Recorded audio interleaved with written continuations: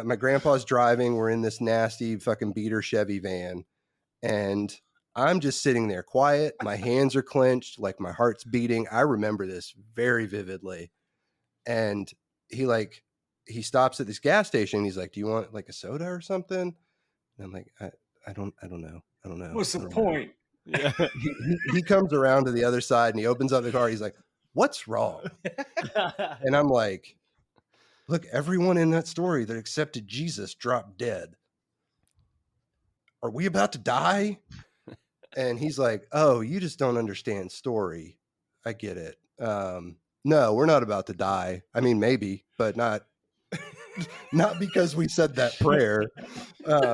He's like, And "Come that's on, your grandfather died of a heart Dr. Pepper." attack right then and there, and that's what That would have changed been your the life. worst fucking time for him to drop dead in front of me. Holy shit. Check you into the hospital now.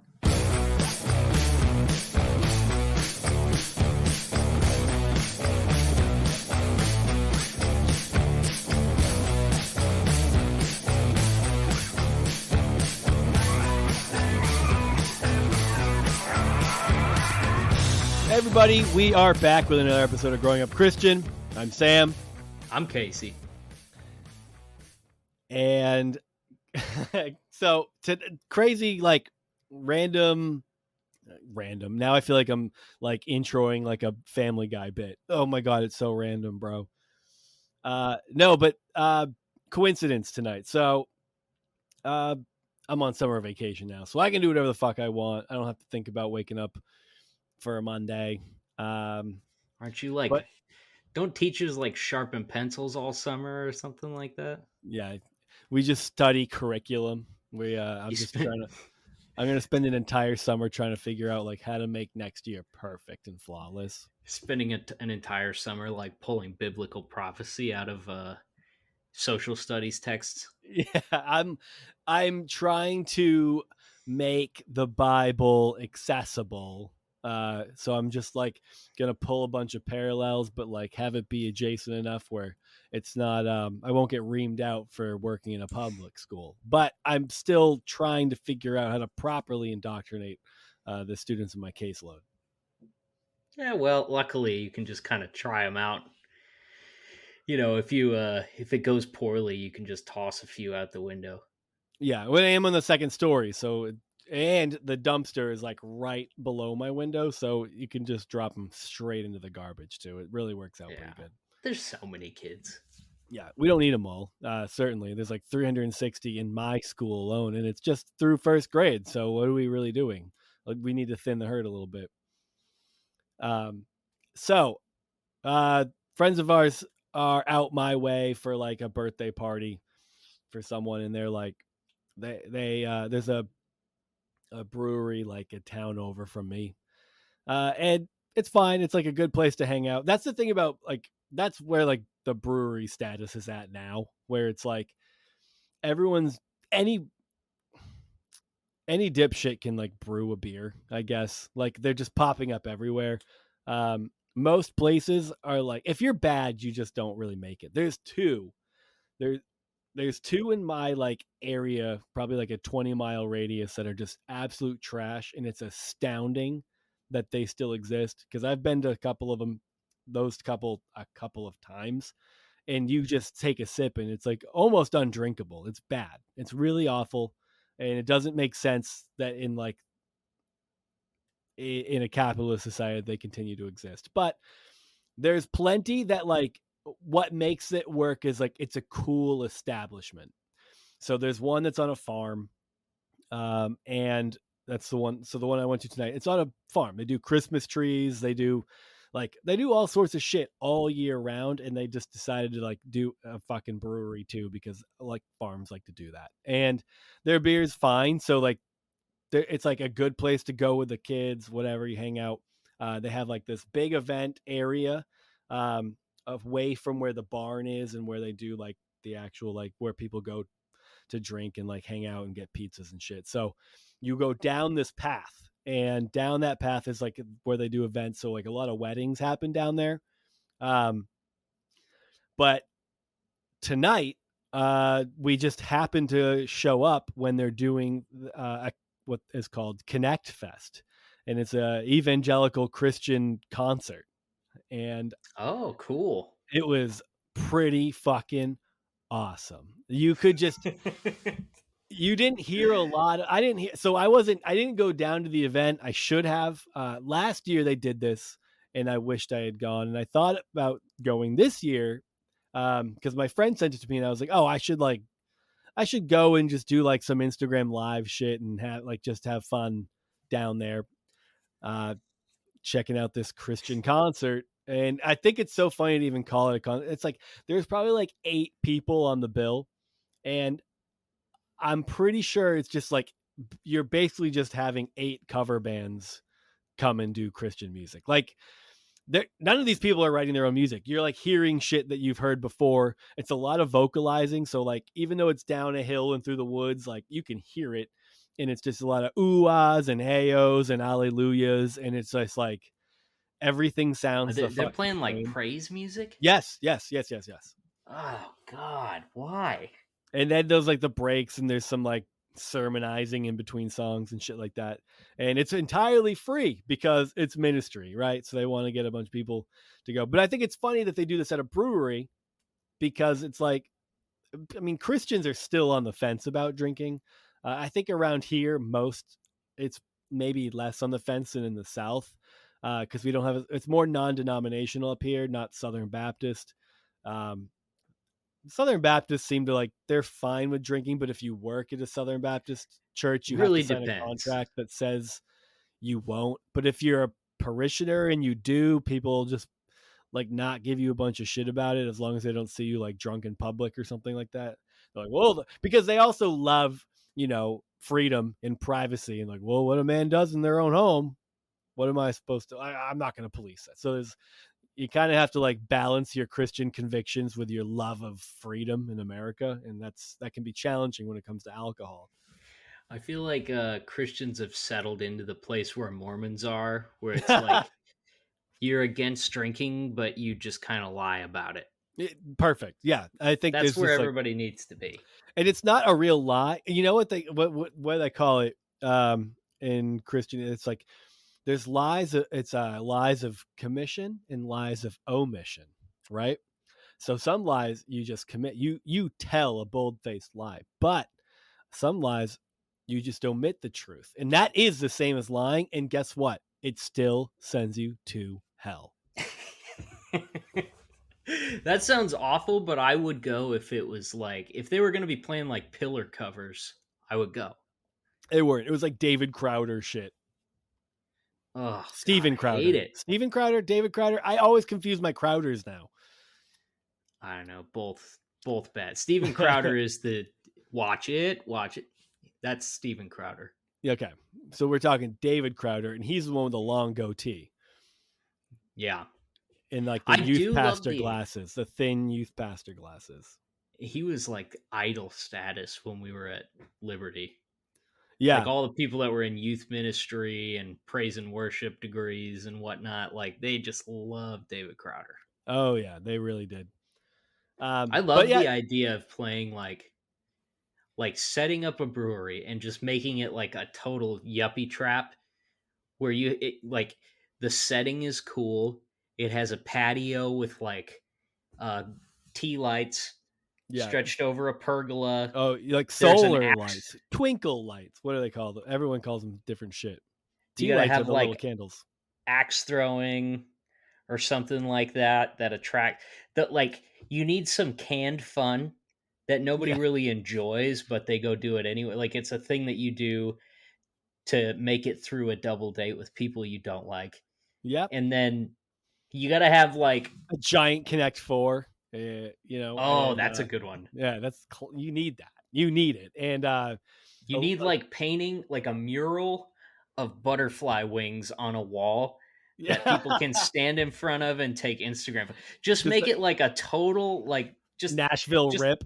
It's like the box stuck on it's like a box and stick trap for like 30 somethings, and then you just like you go out of your way to make the most disgusting beer possible. Yeah, it's like you boil down Nashville into a brewery, and that's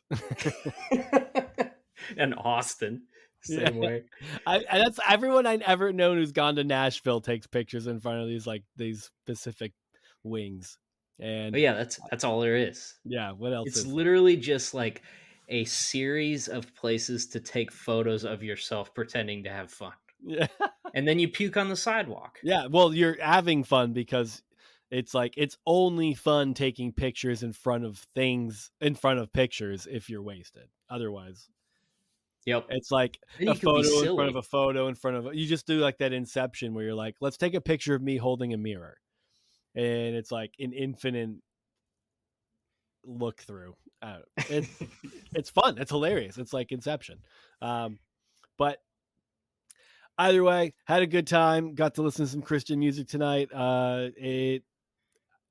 Maybe next year I'll go for real. Do some man on the street interviews with some awesome people at Connect Fest. Yeah, I like it. Yeah. Well, okay, so boy, how do I start this? So you know what my Instagram algorithm has turned into. Yeah, how do I? It's just the internet knows you love people with an IQ of less than 40. Let's put it that way. it's literally turned into it's like animal videos, war footage that you might have to scroll past quickly because there might be somebody dying in it, and then people just morons stapling their testicles to a cork board. People who shouldn't live on their own. You know? Yeah.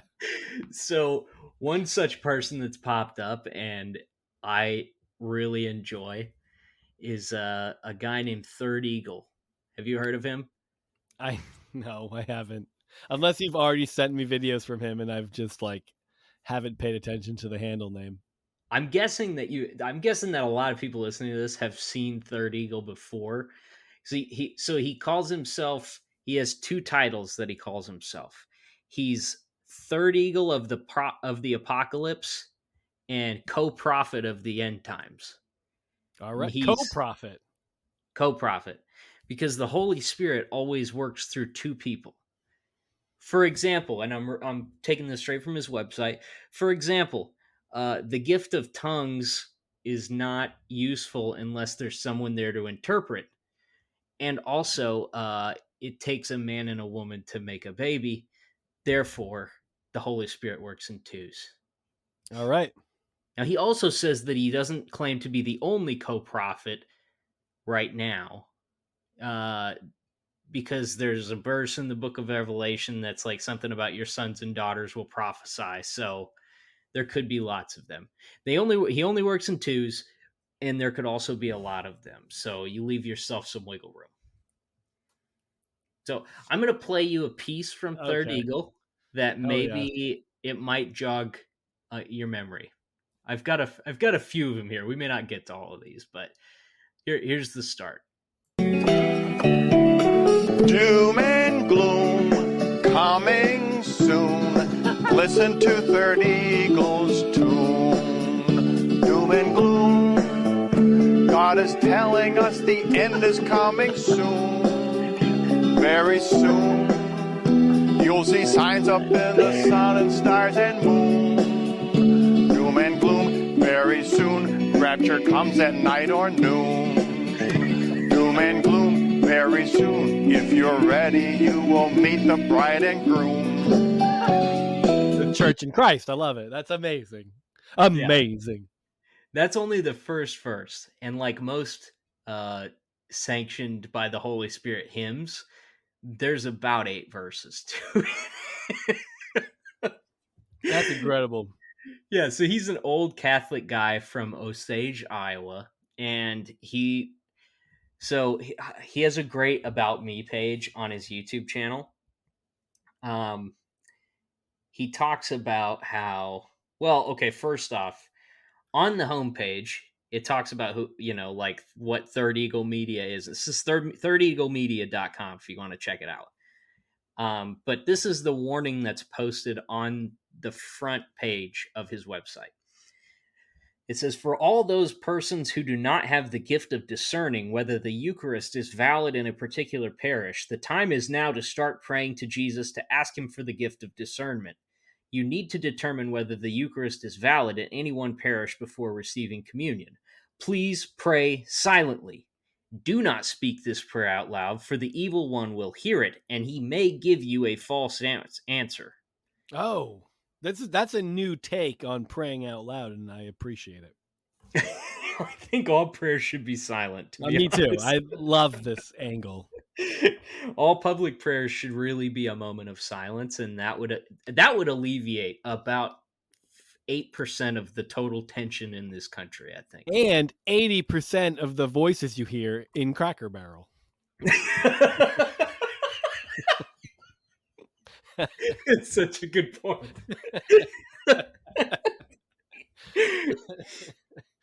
So it's okay. So his About Me starts out, when I retired from Ethan Allen Furniture in June of 2001.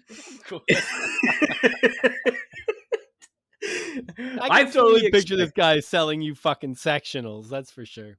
Oh, he's definitely okay. You walk into the furniture store, you're immediately greeted by a man that looks like he despises you. Yeah, he sells you a lamp, and then as he's ringing you up, tells you that the lampshade is sold separately. Yeah. Or you go in and you're just trying to like get some ideas, and he comes up to you every 45 seconds on the dot, and he's like, "Nice couch, huh? Did you notice the feet?" Like, dude, I just need a moment to look. Okay, well, we have financing available. Like, thank you. It comes in 42 different fabrics. Now, we give you a 3-year limited warranty on this thing, but only if you buy the $250 fabric protection kit, which is a squirt bottle with water in it. It's like it's a squirt bottle with vanishing ink. It looks like you're spraying shit on your couch, and it magically disappears. And you're like, that's the protection. It's invisible. just tomato sauce. So he talks about how he expected to just like fill up his days with sculpting and bass fishing. He had no immediate family and was in good health.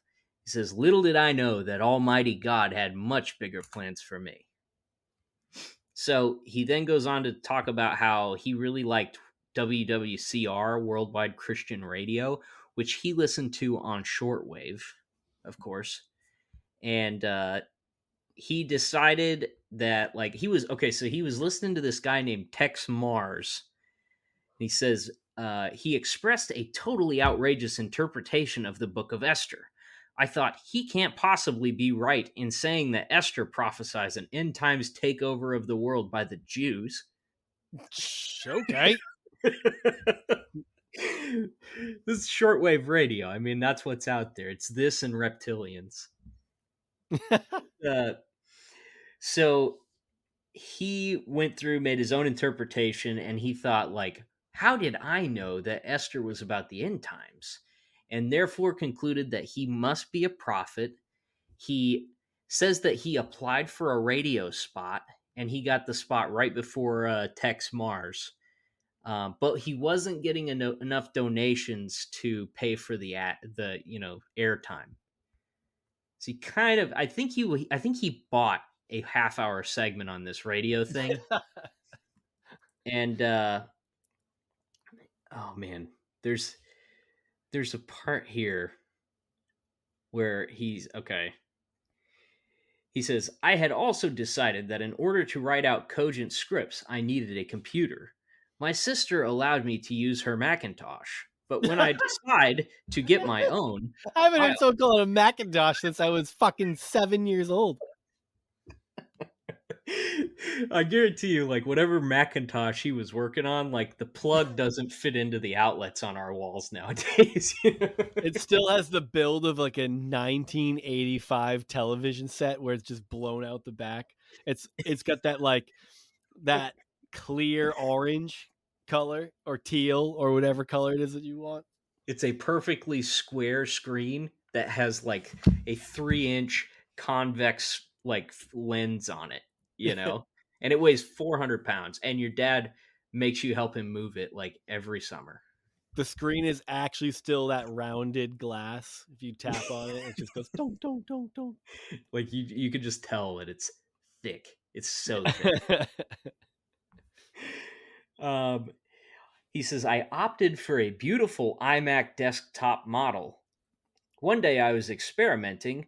My own face suddenly appeared on the monitor. I said, "What's this?" I had no idea my computer could record video, much less make movies. At about the same time, one of my nephews was visiting, and he said, "Uncle Bill, do you know that you are on the internet?" I thought at first it must be some kind of free trial that came with my purchase, but it turned out I was piggybacking on wireless signals from the town of Forestport offices next door. To make a long story short, they were short, not very secure. You could have hacked their system pretty easily. Yeah, I'd like to know what else he was doing with that Wi-Fi signal. Yeah. He's just making prophecy videos and downloading the Anarchist Cookbook over and over again. Who is he pulling the signal from? Public what? The town of Forestport offices. Yeah, so next door to him. The town of Forestport offices definitely had an FBI raid or two based on his search history. The town of Forestport hasn't gotten to the point now where they do radio signal ankle bracelets, so he had to live in the apartment next door. It's literally like a hole in the wall with a chain. So, yeah, he goes on to say a lot of crazy things, but he talks about like how he got his title, and so he calls himself Third Eagle of the Apocalypse. I love that. I don't know where he got that from, but somehow what's the first and second eagle? Do we know? Saint Bernardino of Siena and Saint Vincent Ferrer. No way. From the 15th century. Both warned Europe back in the late 15th century about the first woe, which was the breakup of Christianity. St. Bernardino expressly warned about the plague of locusts in Revelation 9, which we now know was caused by Martin Luther and his followers. Luther is the star which falls from heaven and is a precursor of the false prophet. That's weird because it feels like him and Luther have a lot in common in how they might feel about Jewish people. Because they just freestyling and talking about Jews. Yeah. He didn't think that Esther was about the Jews taking over. They're like, Martin Luther got one thing right, and it had nothing to do with Christianity. Like, oh, God. I don't like where this is going. So he says, I have determined that my role as the third of these eagles is to warn primarily about the second woe, World War III. All right. I mean, let's be fair. People have been assuming that's on the event horizon pretty much every year since I was a child. Everyone's never stopped talking about World War III. I feel like making predictions about it at this point is about like sitting at a stoplight and being like, now, green. I called it. Yeah. Yeah. We're kind of on that precipice, it feels. Yeah. Well, he has some like very interesting takes on stuff, and his YouTube channel's been up for a while, so he's had some prophecies straight from the Lord that didn't exactly come to pass. And he kept those up because he's a man of integrity. Right. He's not afraid of his past failures. He just like makes new videos about how people misunderstood his previous videos. He had strong feelings about Obama. Let me play you verse 3 of Doom and Gloom. World War III, don't blame me. Listen to 30 Eagles plea. World War III, that's the New World Order plan for what it's worth. Don't blame me, cause Obama will provoke the King of North. World War III, don't blame me, you'll have no electricity. World War III, don't blame me, store some water, food, and fuel immediately. I just love that he says like Obama is pronounced a totally different way by conservative. It's Obama. Who's the king of the North? Jon The Snow, Prime Minister of Canada? or no, it was what's his face? Which Stark was it that got his guts ripped out? Oh, Tony. You didn't watch Game Tony of Thrones, Stark. did you? Yeah, that's what it was. Tony Stark's King of the North by Mickey Rourke, right? Sure, why not? I think we could add that into the mix. Sure. But yeah, like there was a video I was watching right before we started this where he was talking about a prophecy by a Jewish teenager that who was saying that Obama would be killed and buried in the land of Israel. And basically, like that would end his tenure in office, which I don't think has happened. No, I think unless he's been replaced by a body double. I know that's a popular conspiracy theory whenever it's convenient to just say that it's not the original. Like you could, if you showed a picture of Obama when he entered office and like 4 years later, be like, see, it's not the same guy. And you're like, yeah, that's because he's absolutely just war tired, like, or whatever. He's got war fatigue. He is beat to death in office. Yeah. I don't think it's a president has gone grayer faster than Obama. He got beat up. Yeah. Yeah. Like if there's one president where you're like, look, right or wrong calls, he loved his drone strikes. I have some problems here and there, but if you're looking at and it's funny that you look at Trump and he didn't change much at all, and that's the mark of a man who doesn't give one fuck about anyone else. It's like to go through 4 years of presidency and not have it take a toll on you shows that you're a goddamn sociopath. And to go in it by far worse than anyone up until the guy who replaced you. Well, last note on his music is fantastic. We talked about Buddy Davis on the show, but we should rip clips from Buddy Davis because that's who I immediately thought of. Buddy Davis is a guy who works for like Answers in Genesis, and he dresses like fucking Sam Neill in Jurassic Park. It's like, oh man, I think I've seen that guy before. Yeah, he's like a pseudo paleontologist, adventurer, author, songwriter, fucking hack. And why do one thing really well when you could do 10 things really poorly? And well, I mean, that's been my motto most of my life, so I don't want to be put in the same camp as him. But yeah, same. At least I haven't like picked up a guitar and started doing like, I guess you could call it like country folk about how evolution's a lie. Like he's got like 48 songs about how evolution's bullshit. Hey, it's cool. He's found his evolution is his muse. Mm-hmm. Well, if you're interested in Third Eagle, I am. I'll recommend a video to you that got because I've known about this guy for a little while, but the reason that I wanted to talk about him today is because I saw a video that he made on October 14th of 21 called ABBA's Return is a Prophecy of the Rapture. And yes, that I'm talking about ABBA. Like that ABBA the band. All right.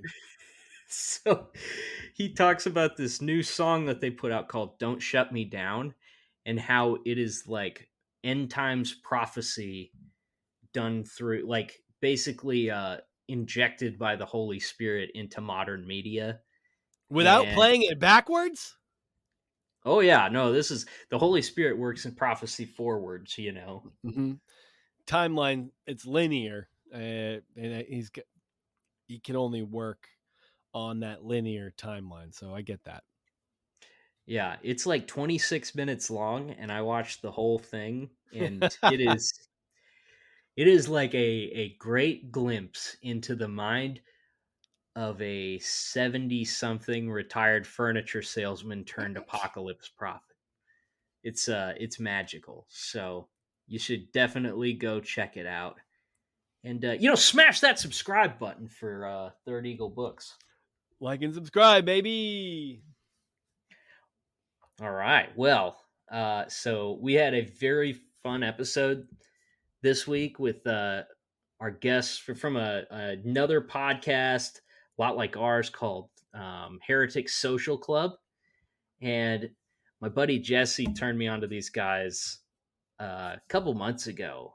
They're just like, these guys are super funny. You should check their show out. And I listened to a few episodes and really liked it. So I was like, man, they were kind of like going through the Bible, like, basically like section by section through the Old Testament, stuff like that. And, just sort of goofing on some of the funnier things about it. A lot like we've done, except a lot less jumping around. But they are really funny dudes. Got some mutual friends with us through this whole community and music and stuff like that. And we just had a really fun time, like joking around with them and talking about their backstories and stuff. So I think you're going to enjoy it. And you should definitely go check out their podcast, Heretics Social Club. As always, if you like the show, leave us a review wherever you listen to it. Tell a friend about it and join our Discord and hang out in there while we, share memes and, prophesy about World War III. Which we've done more of lately. It's hard not to at this point. It takes great discipline to not prophesy at this point. So do those things and enjoy our conversation with Heretics Social Club. And we're back with our guests, the Heretics Social Club. How you guys doing? Oh man, we're doing well. How are you? Just great. And one of my best friends sent me your show a couple months ago, and he was like, "God, you guys should talk to these guys. I think you would get along super well." And so let's just, I just want to heap some like unnecessary pressure on how the next hour goes. Yeah, I don't like boundaries really being put on my relationships with people. Right. I want things to be organic. So nice to meet you, fellas. This is grass-fed conversation. Yeah, we could introduce them by name. We have Jason and Chauncey with us. Here's what's funny. I feel like when people are listening to people for the first time, sometimes it's hard to distinguish voices apart. And absolutely, yeah. We may confuse a few people here. So let's get a little clip from Jason. Go ahead, Jason. Hi, I'm Jason. And this is Chauncey over here next to me. Don't talk about me. Oh, fuck. I'm using my time to talk about you. That's how much I love you. Well, I'm going to talk about me too, and then it's going to make me look weird. Yeah, you'd better. Instead of making you look weird. You're the star of the show. No, I'm not. Yeah, you are. Whose house are you guys at right now? My house. Yeah, You've this is Chauncey's house. Hi, I'm Chauncey. This is my house. Welcome to my crib. You got quite the cadre of animals behind you. Oh yeah. My grandfather was a taxidermist, so growing up, I just had animals surrounding me at all times, and I finally got to be like the keeper of my grandfather's old taxidermy collection once everybody else had passed away, and I was the only one left that cared. Oh, that's cool. He's waiting on everyone to die off so he could get the deer heads. Pretty much. Slowly alienated all family members from his grandpa. They didn't like corpses are mine. They didn't like when I decided I was atheist anyway, so it was a natural progression you could take all the dead shit with you. Do you have any goat heads that you had an affinity for? I wish. No, we don't have any goat heads. I have 5 white-tailed deer, 3 mule deer, 2 pronghorn antelope, a coyote, an otter, a peacock, 2 skunks, a bobcat, a deer's butthole that looks like a monkey. You can hear all about that on one of our episodes. the swamp booger, which isn't any kind of a slur. We found out that you could say swamp booger all you want. No matter how much it sounds like one. Yeah. That is one you got to clear first. Yeah. Definitely sounds like you shouldn't say it, but you're allowed to. We had to do some research on that one. You should look it up and make sure regionally, wherever you are, that's true, because I don't know. But that's make just sure that flies in Kansas. Yeah. Or Scott might be down. Might not be down with it. I think everything flies in Kansas. I don't think you got to worry about slurs in Kansas. Yeah. I feel like the parts that I'm traveling right now, like they don't need to disguise them. They just fire away with the classics, you know. There's just a sign. Oh, okay. Yeah, well. Everything you see is a swamp bugger. Oh, there's a swamp bugger over there. I've never heard that term before. Taxidermy is like such a cool. It's such a cool like art form because it's so commonly bad. Yeah, you know what I mean. Oh yeah. A lot of people fail. That's I've always been a taxidermy snob because my grandfather was very good at it. So I've whenever I see bad taxidermy, I just don't want it. And my wife loves it. She wants all taxidermy. So sometimes we'll debate on quality, and I'll be like, "That one's not so good. See the way the eyes hanging out? Like that's not. You don't want to look for eyeballs inside of the head." If you could find it at like your local thrift store, it's probably not the best quality. Probably not. Right, no, exactly. Yeah. Plus, we're in Florida. It is funny when you see everything's worse here. When you see like the really old ones, and it's like, yeah, it looks like it's a weasel. It's obviously a weasel, but it looks like that last scene of like, oh God, what was that Arnold Schwarzenegger movie where he goes outside on Mars and his face? Total Recall. Oh yeah, Total Recall. Yeah, like they got like the real bulgy head, and it's kind of like the Roger Rabbit effect or something. Like someone drowned it in a swimming pool and soaked it for 48 hours before taxidermying it. They just froze it in its natural state. It's got that shop. I like the fox that's sitting on the chair just staring like he's got a hangover. That's my favorite crap taxidermy. Yeah. Oh, the monkey one. That's another one. How did he acquire? I know this isn't all about your grandpa, but I got to know how he acquired all these. It is now. I'm guessing deer he probably hunted, but peacock. I mean, are those? He actually mounted the peacock for a corporate office space. I don't know where they got it from, if they had hunted it or if it was naturally acquired, but it was for a lobby of some guy's business, and he paid for it and never came and got it. I think the peacock just surrendered itself. Paying for something and really never picking it up is just peak. He was going to stroll around like the St. Petersburg Zoo for 20 years, like eating like discarded gum from toddlers. That's why he actually got arrested for taking it, and that's why he never picked it up from the taxidermist. our win. It's contraband for you. It's technically illegal for you to own it.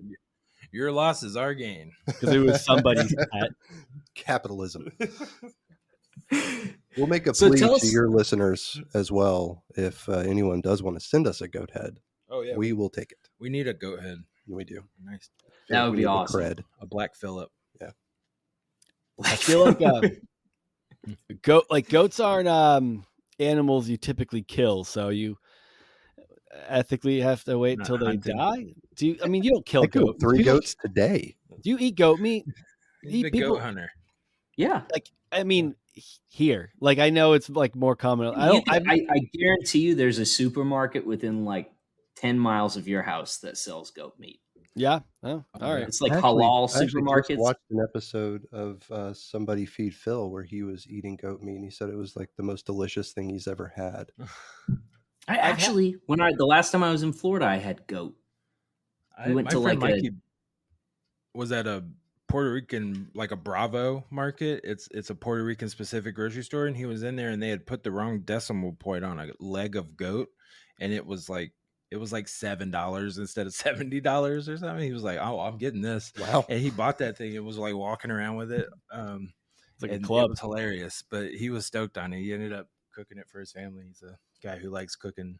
He was carrying it around proudly, looking like a peacock. He looked like Captain Caveman with his club on his shoulder because he was just holding it by the ankle. That's the primal cut. The hock up.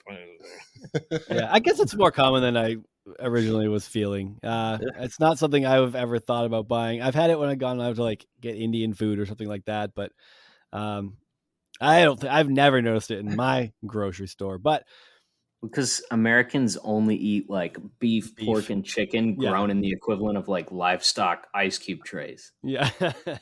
Yeah, because that's delicious. You're right. Nice and fat. I'm vegan. Yes. Okay. I was listening to an episode today. I was like, I told Sam, I'm like, I think these guys are vegan. And then we start, let's talk meat.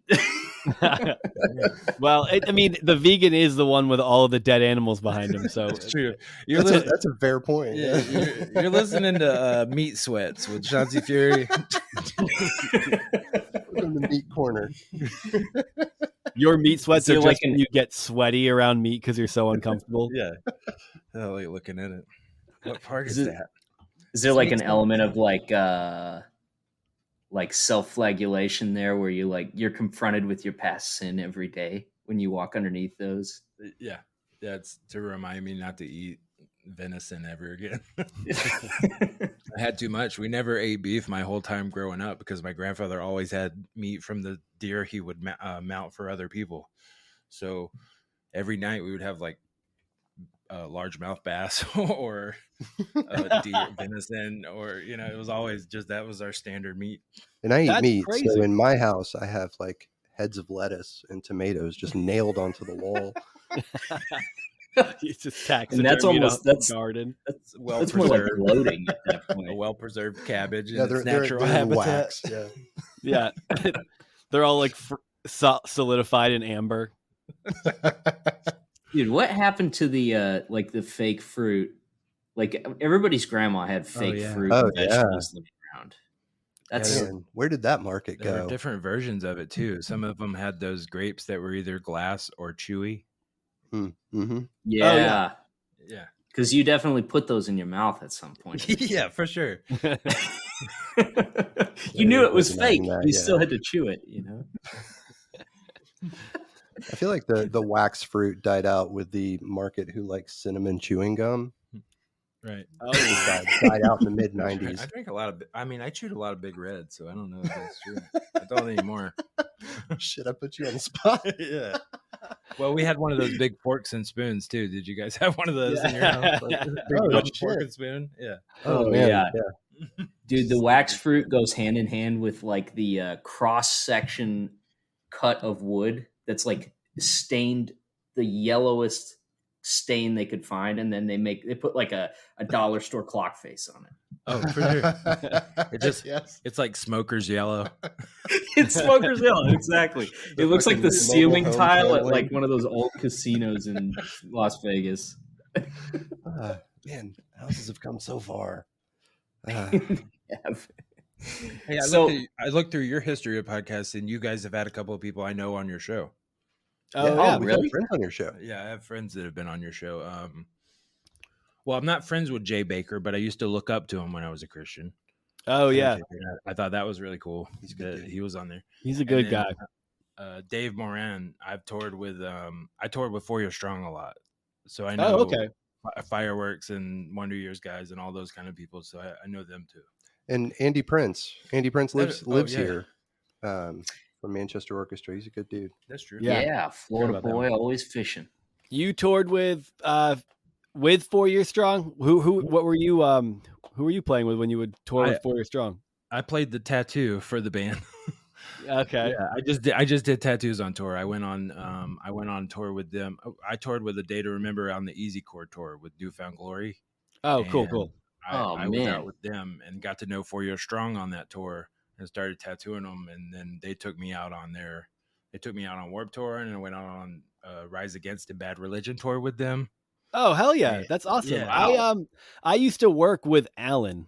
And I mostly knew him. They live the next town over from me. Him and his wife own a farm the next town over from me. Nice. Yeah. Small world. That's awesome. Came full circle. That's cool. Thank you. Very small. Everything comes through Florida and then goes back out into the world. So I should say I worked with Alan's wife, but when Alan wasn't touring, he would work in the warehouse that I was working at the time. That's cool. Yeah, it's always funny to me that those guys have jobs when they go home and stuff. Like it seems like Joe would rather make wood than tour.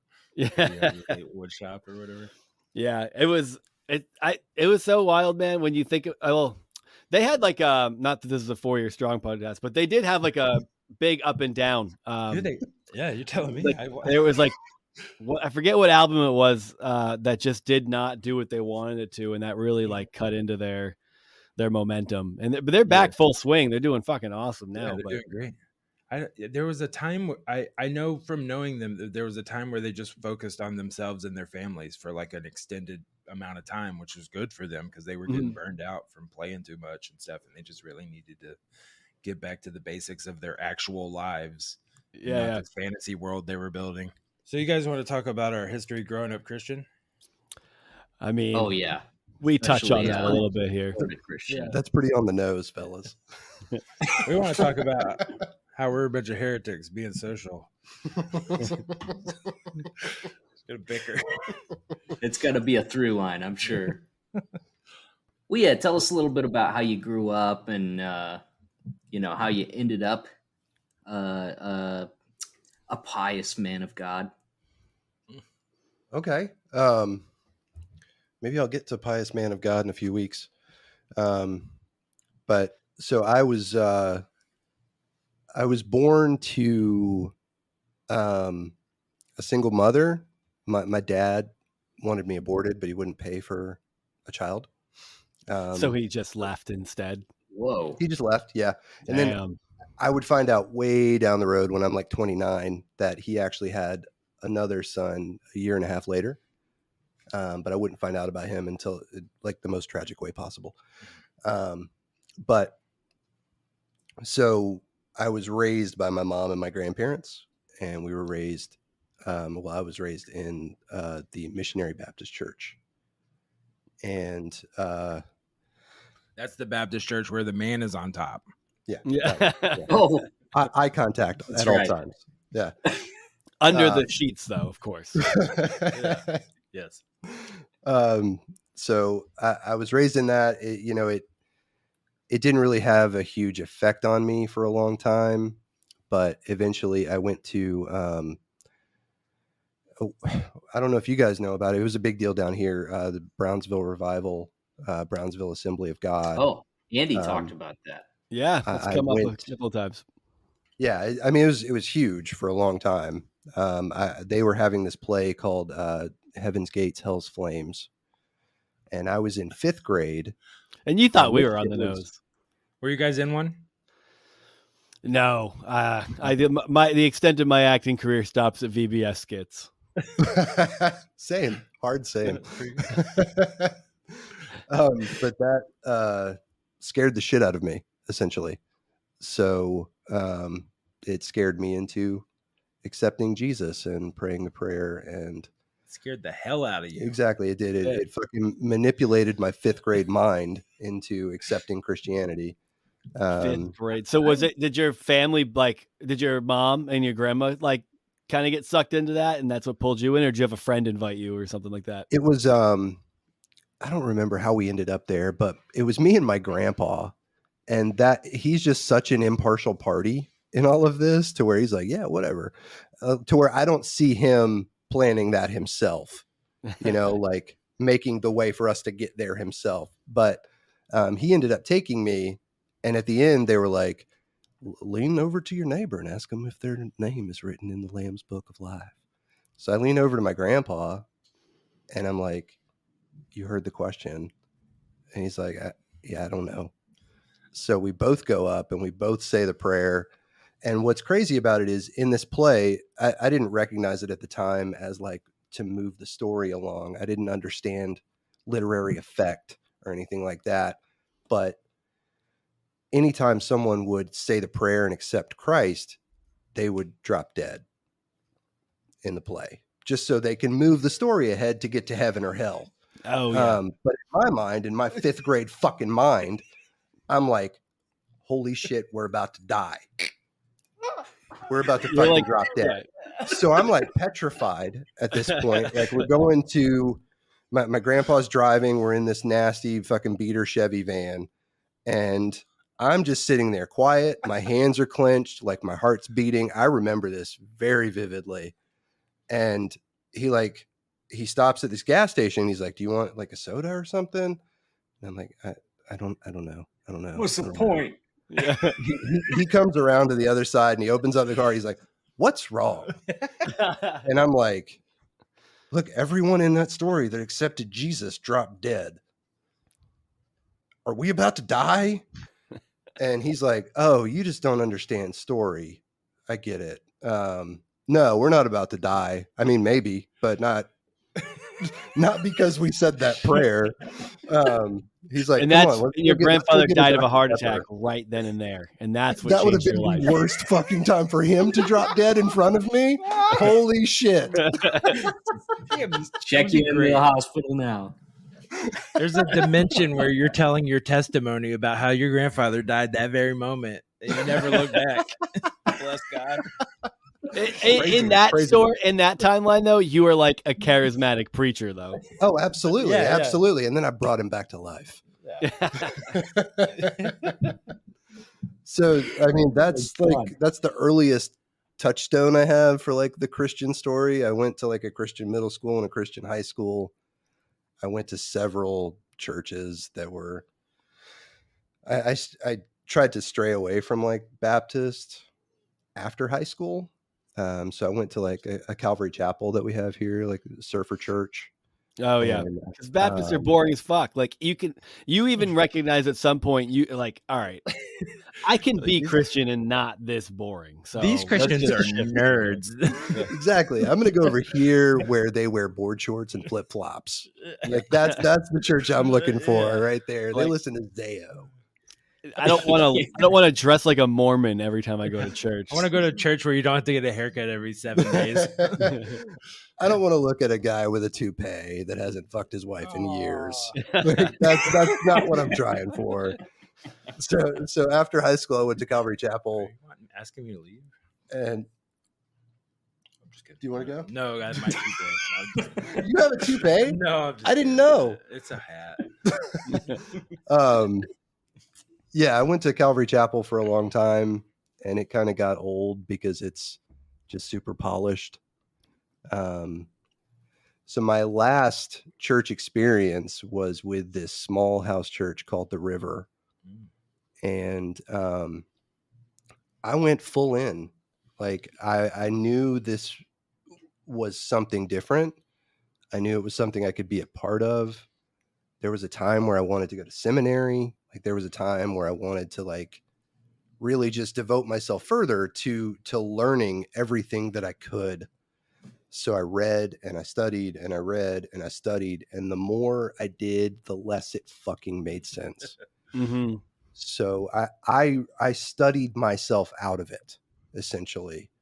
And the church fell apart. The pastor was a total narcissist.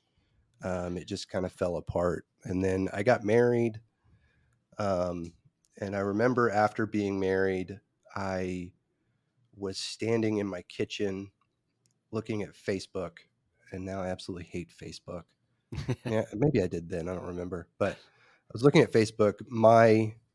Jason's a Twitter guy. He's very funny on Twitter. He has lots of followers just because he's funny. I do. I just passed the 12,000 follower threshold today. Woo. So I'm standing in the kitchen looking at Facebook. My aunt's dad had just passed away, and he was a pastor. My cousin writes on Facebook, she was like, "I'm really sad, but I'm going to get to see him again.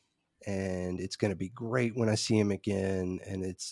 And at that moment, everything clicked for me. And I was like, this is bullshit. Like nothing against her. I love my cousin. I know she was mourning, but that was entirely for her. Mm-hmm. All of it was for her to find her way through this pain. And none of it just kind of left me at that exact moment. I'm like, none of it's real. It's all a fucking facade. It's a mirage. It's a way to cope and a way to deal with life and deal with pain to where we don't have to almost. So yeah, since then, man, it's been a wild ride. You know, I've been just fucking chicks and Yeah. left and right. Wow, so many. So man, I can't even count. Boobs. Just lost. Yeah, none of that's accurate. Yeah. It's been on the It's been a wild Bilzerian ride, but there have been tour. very few women involved. Dude, it is funny when you do start to feel like, because even that feeling of like not believing not believing anything happens afterwards. I kind of like walk that line for a while where you're just like, I don't know, but I hope that something is, and then it's just like after a while, it's just like it's hard to admit it to yourself for a long time that you don't really believe that anymore. Yeah. And I would even say I would have not believed that and still called myself Christian for a while. So like, it was like, it takes a lot of confrontation. You have to confront yourself about it and like really reckon like what you know and don't know and like what it is and you don't know and whatever. And then you have to consider that your whole family's been lying to you forever. Yeah. And you have to think, my grandmother's this dumb. What the fuck? It's like, you don't want to think that about your grandma. And there's the perspective of like, well, shit, 90% of my friends believe this and they're wrapped up in it. So I don't want to push against that tide necessarily. Right. That's tough. That's difficult.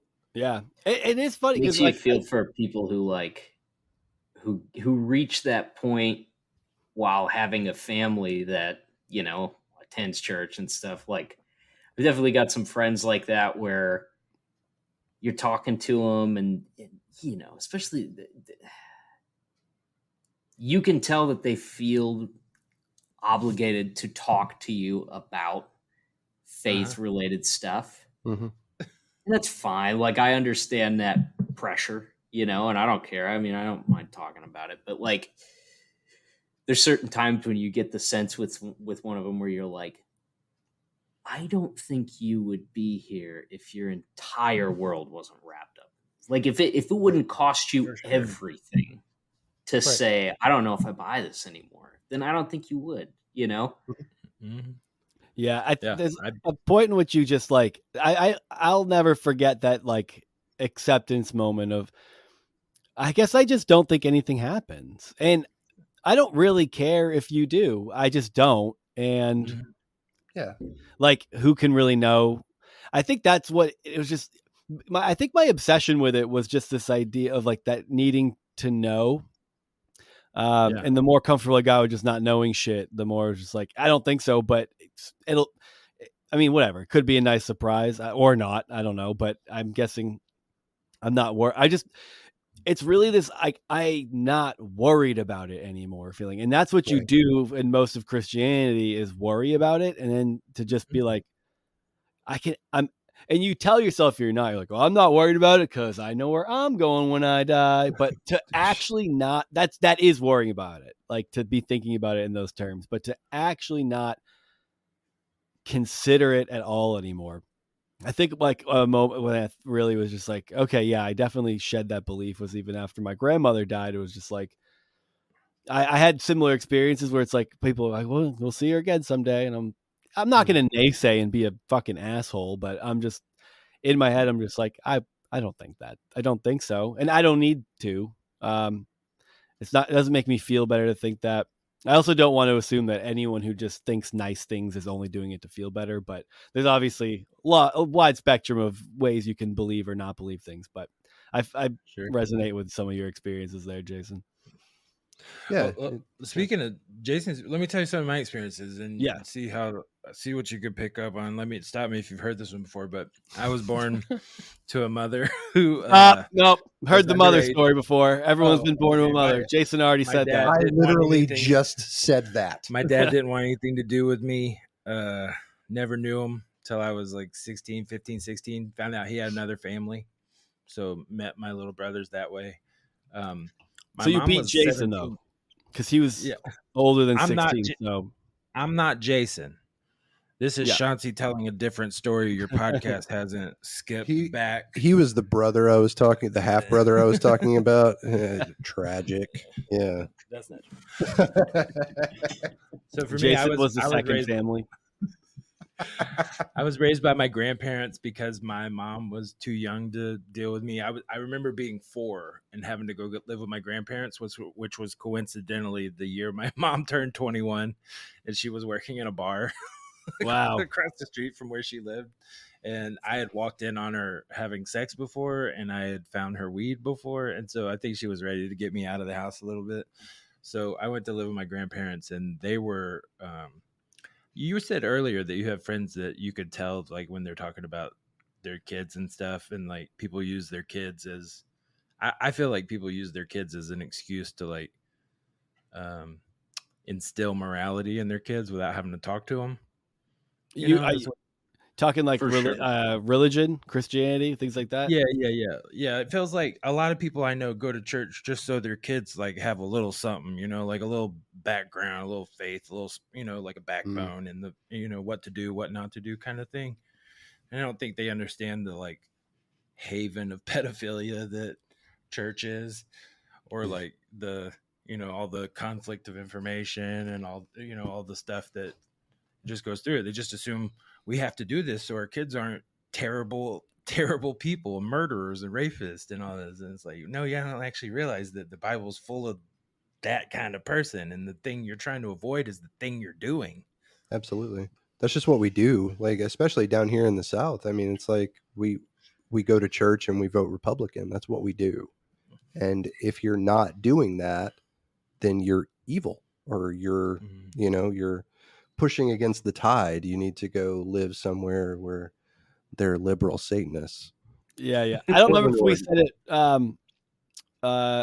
No, I guess we did mention it a little bit based on Andy Prince's location, but you guys are Florida. I can't remember if we specified that exactly before or after we hit record. And I think that's also notable. Florida is a remarkably different Christian culture than maybe New England too. So I think that's what. For sure. Listen, we have a great governor. Don't bring up our governor.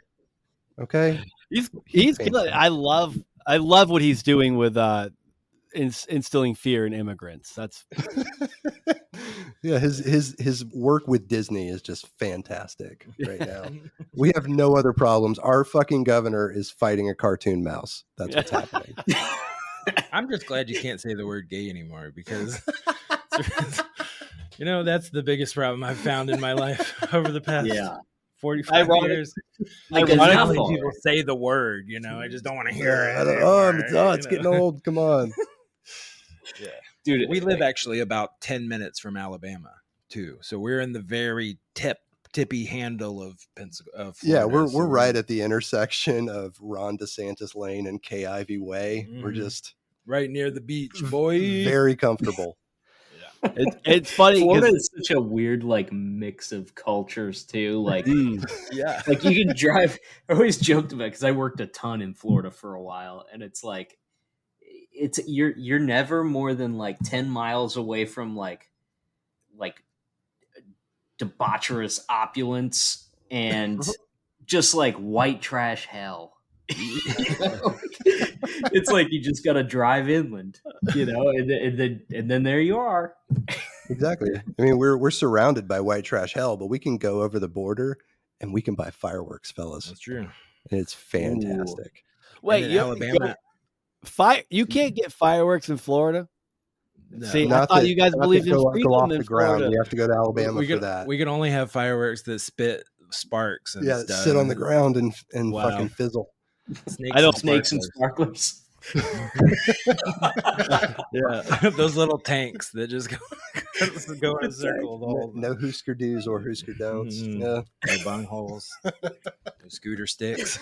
Dude, I'm getting a permanent brick and mortar fireworks store in my town. I have that permanent. It's like, okay, it's still under construction, so we're all waiting anxiously, but it's like partly brick and mortar permanent fireworks store year round, partly like party rentals and stuff. Like inflatable. Can we get it It's on the called- ground floor here? And then in October, Investor? it's a Spirit Halloween. Oh God! Everything I hate. Everything I hate. And it's called Jumpy Jump Land. I'm not joking. That's what it's Did a called. 3-year-old name that? What the fuck? I hate it so much. It's the internet. What should my we town call has our, nothing. like, what should we call our place? Should we name it after our grandfather who recently died? And they're like, Jumpy Jump Land. Let's pull a room of 3-year-olds. I mean, it's gonna work if you're like, should we get Pete's Inflatables or Jumpy Jump Land? I think the Jumpy Jump. Yeah, I mean, if those are the two options, I'm going to go with Jumpy Jump Land every time. I hope they do car sale gorillas. That would put a little. That would be a little extra gorilla. cherry on top. There's a 100% chance it has the wiggly inflatable arm guys outside of it all the time. Oh yeah. Yeah, that guy's already there. Just ushering in the the kingdom of Jumpy Jump Land. I'm pretty sure they built the building around Wiggly Arm Tube Man. I just want to build a statue where the guy's head that's so big that his hair is made out of wacky, waveable, inflatable tube men. Yeah. Going off on top of his head. That would be great. Dude, that'd be fucking amazing. We'll do that. All right. We should that art. You should do that as a if tattoo. I ever do mushrooms, that's the image I want to look at the You've never done entire time. mushrooms? I haven't done mushrooms now. Jeez. When they add Kid Rock to Mount Rushmore, his hair should be those. There should be more mountains carved into faces. We should just do other people. That's right? true. This is America now. We've been sleeping on there have been more people since Lincoln. Right. I know. It is pretty cool that we stopped at 4. That's incredible. We have to do like Hayden Thomas or something. Like, And we destroy so much of the JPT planet. or- It just makes sense to fuck up some more mountains too. Sure. Move some mountains around. Yeah. When fucking aliens show up in 1,000 years. They're already here. No. Oh, that's true. They are already They're here. definitely here. If you had Well, faith they're like a gonna know the mustard poor seed, you people could to move some blame. mountains. So I also That's went right. to Brownsville. I went to the revival. That's another thing we share in common. The one difference between me and Jason's story is I grew up in Pentecostal churches. I was an Assemblies of God kid, and he was a Southern Baptist. Ooh. So we were different kinds of Southern crazy. I was more spiritual, and he was more legalistic, like stick to your blue suit kind of thing. How did you go to Christian school too? I didn't go to Christian education school, but I went to the Brownsville Revival School of Ministry when I was 19 years old. I was 18. I tried to get in when I was 17, but I got in a bunch of trouble when I was 17. I had 7 felonies from just being a dumbass, and I got sentenced to Teen Challenge. So I had to go through a Teen Challenge program when I was a child. They put me in there with a bunch of like real grown men crackheads. And I just had to like get in and survive with like the worst people in the world in like Southern Florida when I was 17. And from there I went to Bible school, which is like just to the other end of the spectrum. The pipeline, of course. Yeah, around all the worst people that have never been arrested or done drugs. And then eventually I got kicked out of Bible school for smoking a cigarette over the summer because I confessed it during the time at the beginning of the semester when they're like, if you've done anything and you want to admit it, please come up and talk. And I went up and I was like, hey, I just want to tell you I had some cigarettes over the summer, but I'm not smoking anymore or anything. And they were like, well, we need to talk in the office. And I got kicked out of school for a year. And they recommended that I go to Teen Challenge for a cigarette. You didn't even have to. You didn't even have to tell them. That's the classic bait and switch of Christianity. I love that. Yep. Oh, that's amazing. I got kicked out of Bible college for a cigarette that they didn't see me smoking or anything. Just for saying I smoked a cigarette. You could have just been like, I was just kidding. I wanted to have a good testimony. You guys believe me, you idiots. Oh, I was testing you. Oh. That was a temptation of Satan in the desert. Dude, I got to hear a little bit more about you can't just gloss over Teen Challenge. Teen Challenge is wild. It's a whole like I don't know entirely what it is. Okay. I'm gathering there's a car for wash involved. teen felons, but it started. It's not for teenagers. That's the first misconception about Teen Challenge is that you have to be over 18 unless you're court ordered, which I was. So I got in a little bit early to Teen Challenge. But Teen Challenge started in Times Square. This guy named David something. He wrote a book about it, but it was called The Cross and the Switchblade. Oh, I think. fuck. Yeah, David, whatever. So that guy started Teen Challenge in Times Square as a way to like stop heroin junkies from like, killing themselves in the streets of New York. And he just used extreme religious legalism as like the standard for how to get off of drugs, and got all hooked up with the court systems, involving all kinds of charities. And now it's a nationwide conglomerate of charities that are run by independent directors in different places, and they get funding from the state because they're helping with the justice system and all this stuff, and they're housing harmful people and all this stuff. So it's a real racket. And they also, what you do when you're in Teen Challenge, you go to church at night, and they have like summer camp church where somebody will preach a little message, have a little Bible study, you eat dinner in a little weird mess hall, and then go to bunk bed house. It's like summer camp for drug addicts. It sounds like jail with Jesus. Yeah. Like that. And they have a 4-month induction period where you're in like a really like tightly watched, like really shitty part of it. And then after that, you go to 8 months of a longer period where you have a little more freedom and it's not as bad. But I went through induction twice because I got kicked out at the end of my first induction and had to start over. So then I did that again. So I got to do 8 months of the worst part of it. And then I got kicked out again at the end of that. But that time I went to court and I told the judge that I wanted to go to the Brownsville Revival School of Ministry, and he let me off of all of my charges. So obviously I was like, well, God had something to do with that, right? Because whatever. But really it had to do with the fact that my grandparents were really involved with the church, and I was just some white kid that was like eating up resources they could use somewhere else. And they were like, oh, he wants to go to church for Jesus? Good. Get out of here. You found a good Christian judge. Yeah. Oh my God. That's like a cheat code experience. And Teen Challenge makes money because when you're in the induction part, or actually the whole thing, but like part of it is that they run a lot of like detail lines for car auctions and stuff. So they make money off of your labor in the program. You go work at a car auction all day doing car detailing and then get paid no money. They get all the money for like 27 dudes working full-time shifts all day, and they just feed you the worst food you've ever had to tell you a Bible story and send you to bed. That's amazing. That's just good old Christian. Oh my God. Right there. Yeah. Dude, there's so many Christian ministries that are like that, where it's just like, God, Master's Commission. Yeah. That's the other one that we've talked to several people from, where they're like, yeah, it was basically just I signed up for slave labor. Right, yeah. Yeah. I've been watching that. I was just watching that documentary about Hillsong, about how it was like an all volunteer church, and how they were fantastic. Just had the whole church was run by volunteerism. And I'm like, what the fuck? It's a mega church, and like no one's getting paid but the pastor. It's like putting on a Taylor Swift tour show every night, but you don't make any money. Do you want to help Tay-Tay? I'm just here because I love the music. I just want to work 18 hours a day and listen to her sweet voice. It is funny that we're at that point where it is like the only valuable, payable position in most situations is a pastor. Yeah. And it's like, for what? For you to talk for a little bit each week? I mean, you wrote a 40-minute sermon. That's not even impressive. Like writing a 40-minute, that's long. That's if you go to one of the shitty Baptist churches. 20 minutes of that was sports analogy. Yeah. True. I mean, that was going to a Baptist church. Like that was, as a kid, that was the one thing I liked about it. But as you grow up, you just realize like it's very structured. It's like, we're going to be out of here by 11 o'clock and we're going to make it to KFC by fucking 11:30. Yeah. Like that's the way. So it's like, how much work are you honestly doing throughout the week?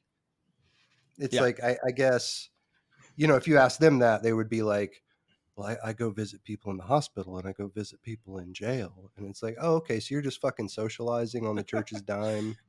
Yeah. Do you? And it's like, how are you feeding your fucking flock with this? It's like, quote unquote, feeding your flock. Like We have a food pantry where people donate canned goods. That's how we do it. You don't know anything about the church. I stand corrected. Never mind. You spends 2 of his 5 days a week just trying to like push dents out of the donated cans. Yeah. It's like, meanwhile, I'm fucking making sandwiches for the general public 6 days a week for fucking $11 an hour. And yeah, just not living nearly as affluently as this person who's working like maybe 3 hours a week. Jason, are you a sandwich artist? I used to be. Okay. Not anymore. I'm a paralegal now. Okay. Came up. And a podcaster. Wow. Yeah. I guess I the can most lucrative part of your. That's what got us here with you fellas. Yeah, we made it. Dude, it is funny how like that ministry, quote unquote, like it attracts. Like there's decent people that go into it, and there's true believers and all that. There's also just a segment of kind of like losers that are like, yeah, this is like. This position allows me to exercise complete control over my wife and make 300 kids and do relatively no work for 6 days a week. And then cry on Sunday during the sermon talking about how hard it is to, whatever, go across the street and wax the floor of the church basement or something like that. Yeah. It's like guaranteed sex for incels is what it comes down to.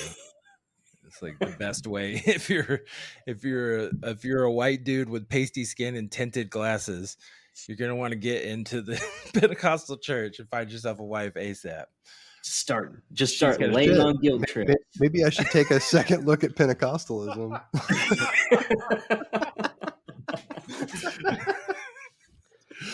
There's usually a fresh Instagram post bragging about their 18th birthday, simultaneously coinciding with your engagement party. On that Duggar family planning. Dude, that documentary is crazy. I need to watch that. Crazy. It's so good. It's fascinating. He's like, when there was a I'm gonna give you a spoiler about the Duggar documentary. He gave the kids at some point, because he had to, he gave them all the equivalent of how much they would have made making minimum wage if they had jobs. They just like finished explaining like the 725, you piece of shit. Thanks for the millions. That was like one of the craziest parts. Like there's way crazier things in there, but that was one of the parts that like blew my mind the most. Is like they just finished talking about how the girl was like, I don't think I want to give birth on camera, and they're like, yeah, but you're going to just do so it anyway. Goes through it. They keep showing like these horrific scenes of like all the daughters giving birth on camera, like with a camera. I mean, just the worst possible. Nobody wants that. And then right after that, they're like, yeah, to this point, we had made no money off the show. We'd been on it for 25 years and had made $0 off of it. We were living on food stamps. Dude, it's the worst. Those people are so bad. And then when they're going through the wife's, this isn't funny, but it's like they're showing her like next ultrasound of the next child, and they're all happy, and there's the person doing it is like there's no heartbeat, and they're like, oh, it's like, what the fuck did you expect? This is your 20th child. Oh yeah. There's like very little reaction to it too. Yeah, she was like, oh God. No heartbeat, can't do it. Because it's like you not catching like a Butterfree in Pokemon Blue at that point. It's just like... That's so close. I will say, I haven't played Pokemon Go in a long time, but I almost got into an accident when she's my ex-wife now, but she spotted a Snorlax. And I was driving and I cut through 3 lanes of traffic because I was getting that fucking Snorlax. I definitely, when that game came out, I did some dangerous things behind the wheel. It's just fucking terrible. It was a bad idea, but it was a great idea at the same time. Now we're all still here. But dude, how Snorlax? That was really cool when that happened. Like the whole world was just like, I guess we'll go walk around and try to play this game. It ended well. We didn't get in an accident, and my wife and I both got Snorlax. That's and it. divorce. And subsequent divorce. Unrelated, but it was a defection Yes. point.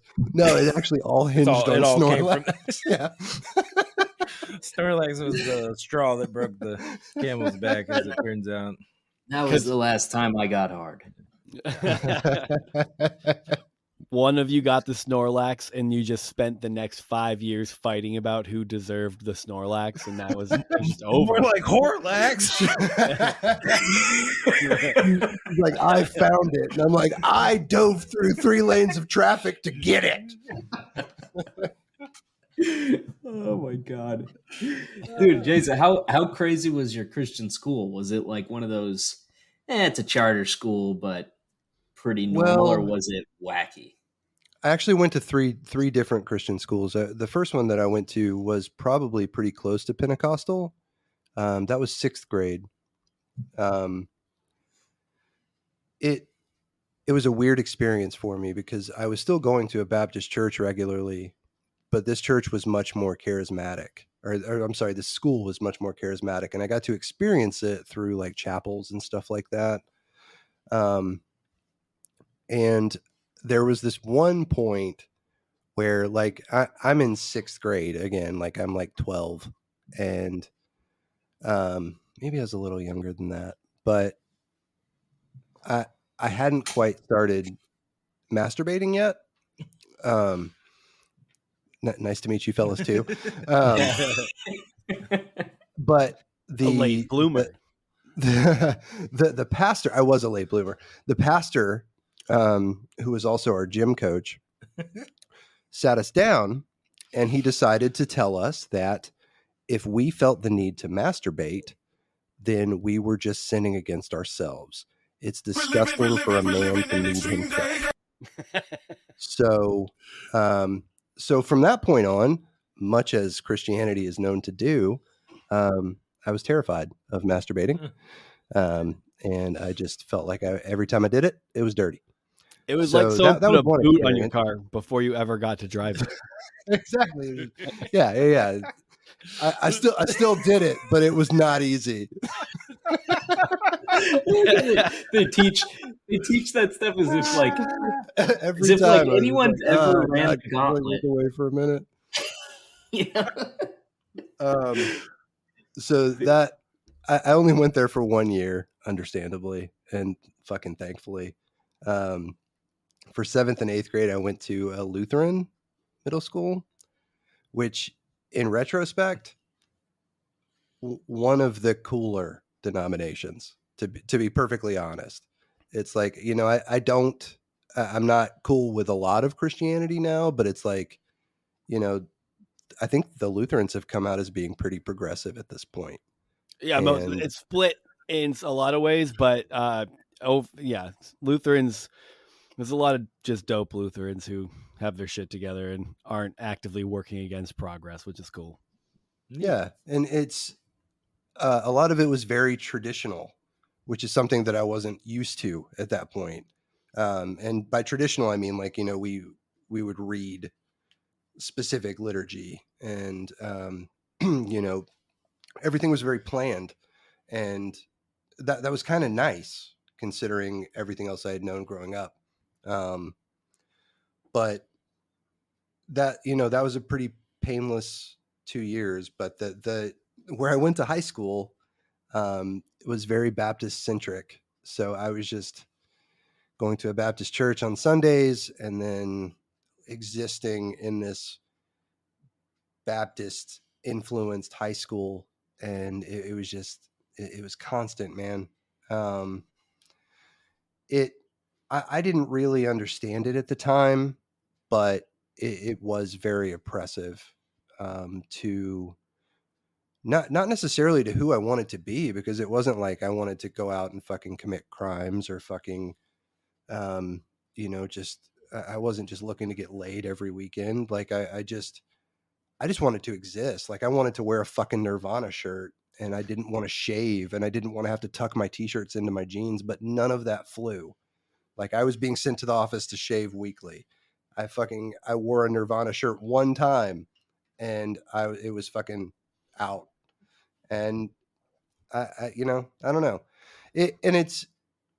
I guess I get it to some extent. Like my parents were paying for this experience for me to have, but I don't know. I just feel like it just puts this unnecessary pressure on teenagers that are already dealing with more pressure than anyone else can understand.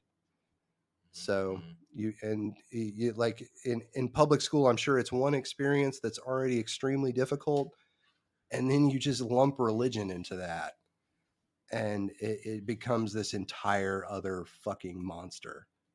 So Yeah, yeah, that was my high school experience. it makes just being a kid and doing kid shit seem like you have a death wish, or like that, like Yeah, eternity is on the line. And it's just like, over what? Over just fucking off as a kid for a little bit. Like, it's so inconsequential. Like, almost everyone I've ever met who grew up Christian, their parents were like, well, when I was a kid, we did X, Y, and Z. It's like, but you're still here and you're fine. Like, mm-hmm.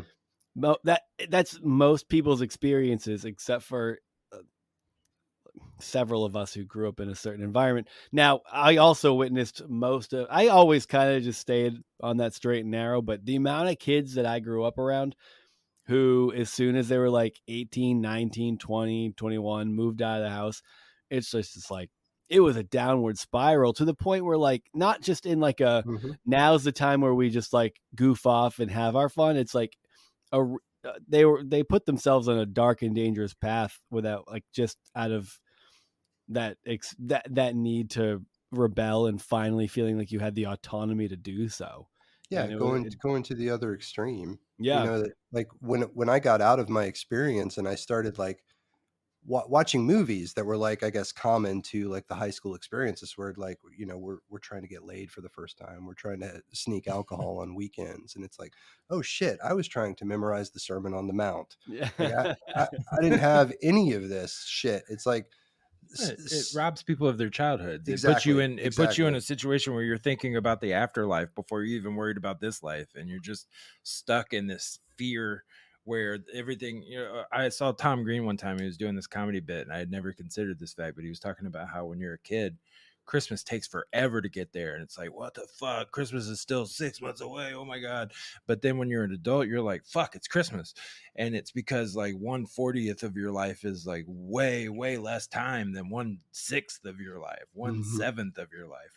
So it's like a huge amount of life like stacks onto it, and these people are like robbing children of experiencing things and putting such trauma and fear in their mind at such a small age, at such a young age, that it's literal indoctrination, and makes people fearful their whole life. And that's the whole system, is all based on punishment, and instead of restoration like it's supposed to be. Yeah. I think that's one of the big takeaways. It's based on fear and consequence instead of like just because everything is, it's like catastrophizing. When I was a kid, I was so convinced that I had to help my friends get to heaven, that I would come back from whatever revival or summer camp or whatever thing I had been doing with my family, and I would go back to school on fire for God and weird out everyone I knew, and no one would want to talk to me anymore. And then a week later, I would be like, you guys want to see a nudie magazine I found in the woods? Smoke a cigarette? And they're like, what the fuck, man? You're all over the place. And I could not. Shit wears off. It ruins you. I have no friends from that time, because like my social life was so up and down, because I was trying to make everyone happy along the way. I was trying to make my peers happy by doing what they wanted to do. And I was trying to make my family happy by making sure my peers were going to heaven, because that was my obligation as a Christian. And you were trying to make. I was trying to save people. Like, yeah, I went to, like, I was a Christian school kid, like, pretty much from 5th grade through high school. And then, and I went to church with all the same people. It was very small. Both church and school were pretty small. Yeah. And then I went to a tiny, very conservative, but secular college called Hillsdale College. It's kind of like a Republican darling organization now. I've heard of it. I read an article about it recently. Oh yeah. Oh Yeah, god, yeah. I can't remember who. It was in the news somewhat recently, but Yeah. like it's a pretty sheltered environment. But for me, like I went there and I only made it a year, but like it was a disaster. Like it was total culture shock. I Yeah. couldn't cope with it. And Right. like I would just drive home every weekend. I would drive like 2.5 hours home. I think I stayed one weekend the whole first year I was there, and then Wow. I transferred to Liberty the next year. You gotta get out of there. And then I Strong spread my lateral. wings at Liberty. I Yeah, stayed out spread past your wings. curfew to go Yeah, see get under Azalea Dawn. old Falwell. Yeah, he was. Falwell welcomes you. Falwell Senior was still alive when I started going there. Oh wow. Holy shit! Yeah. Yeah, he like died and crapped his pants in his office the first year I was there, though. Damn. Falwell That's Jr. bad. welcomed him into his wife as well as his I'd like to welcome. Man, I'd like to welcome Pat Robertson to death as well, since we're talking about big dog dying off. I knew we had something to celebrate this weekend, man. If I had another beer to crack right now, rot in hell, Pat Robertson. You'd And pour may one Robert out for him. Pattinson live forever. You pour one out for him just because you know he'd hate it so much.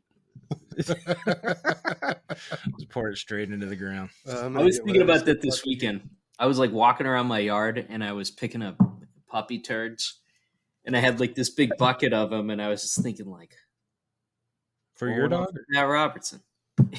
You know? I thought I almost made a video of it, and I was like, that's a little on the nose. He's at the dog park collecting dog turds in a bucket. Yep. Yeah. Oh, okay. Quick detour. I had a thought today. You know how like the joke is always that people like buy a dog that looks like them or kind of like refracts their personality in a way. Yeah. What kind of dog do you think Jesus would have had? And what kind of dog do you think conservatives would think Jesus would have had? I think that that's a great I question. think that Jesus probably would have one of those shaggy Australian shepherds. He seems like an Australian shepherd dude because he was the shepherd and the hair is similar and they all kind of look alike. But I feel like Republicans would probably think he's a golden retriever guy. Yes. That's change golden retriever is the fucking because it's like you got to make Jesus blonde. Picket fence, yeah. Yeah. Blonde, I feel like obedient, I know some. does exactly what you want him to when you want him to. A golden doodle, maybe. He's golden, but he's somehow the whitest dog possible. Yeah. Yeah. I feel like there's definitely some people around me that would be like, "Oh, he'd have one of those wolf hybrids, you know, because he protects the flock." Dude, wolves are loyal, man. That's one thing about wolves you got to know. They're so loyal and they protect. Like my dog, dude. My dog is very protective.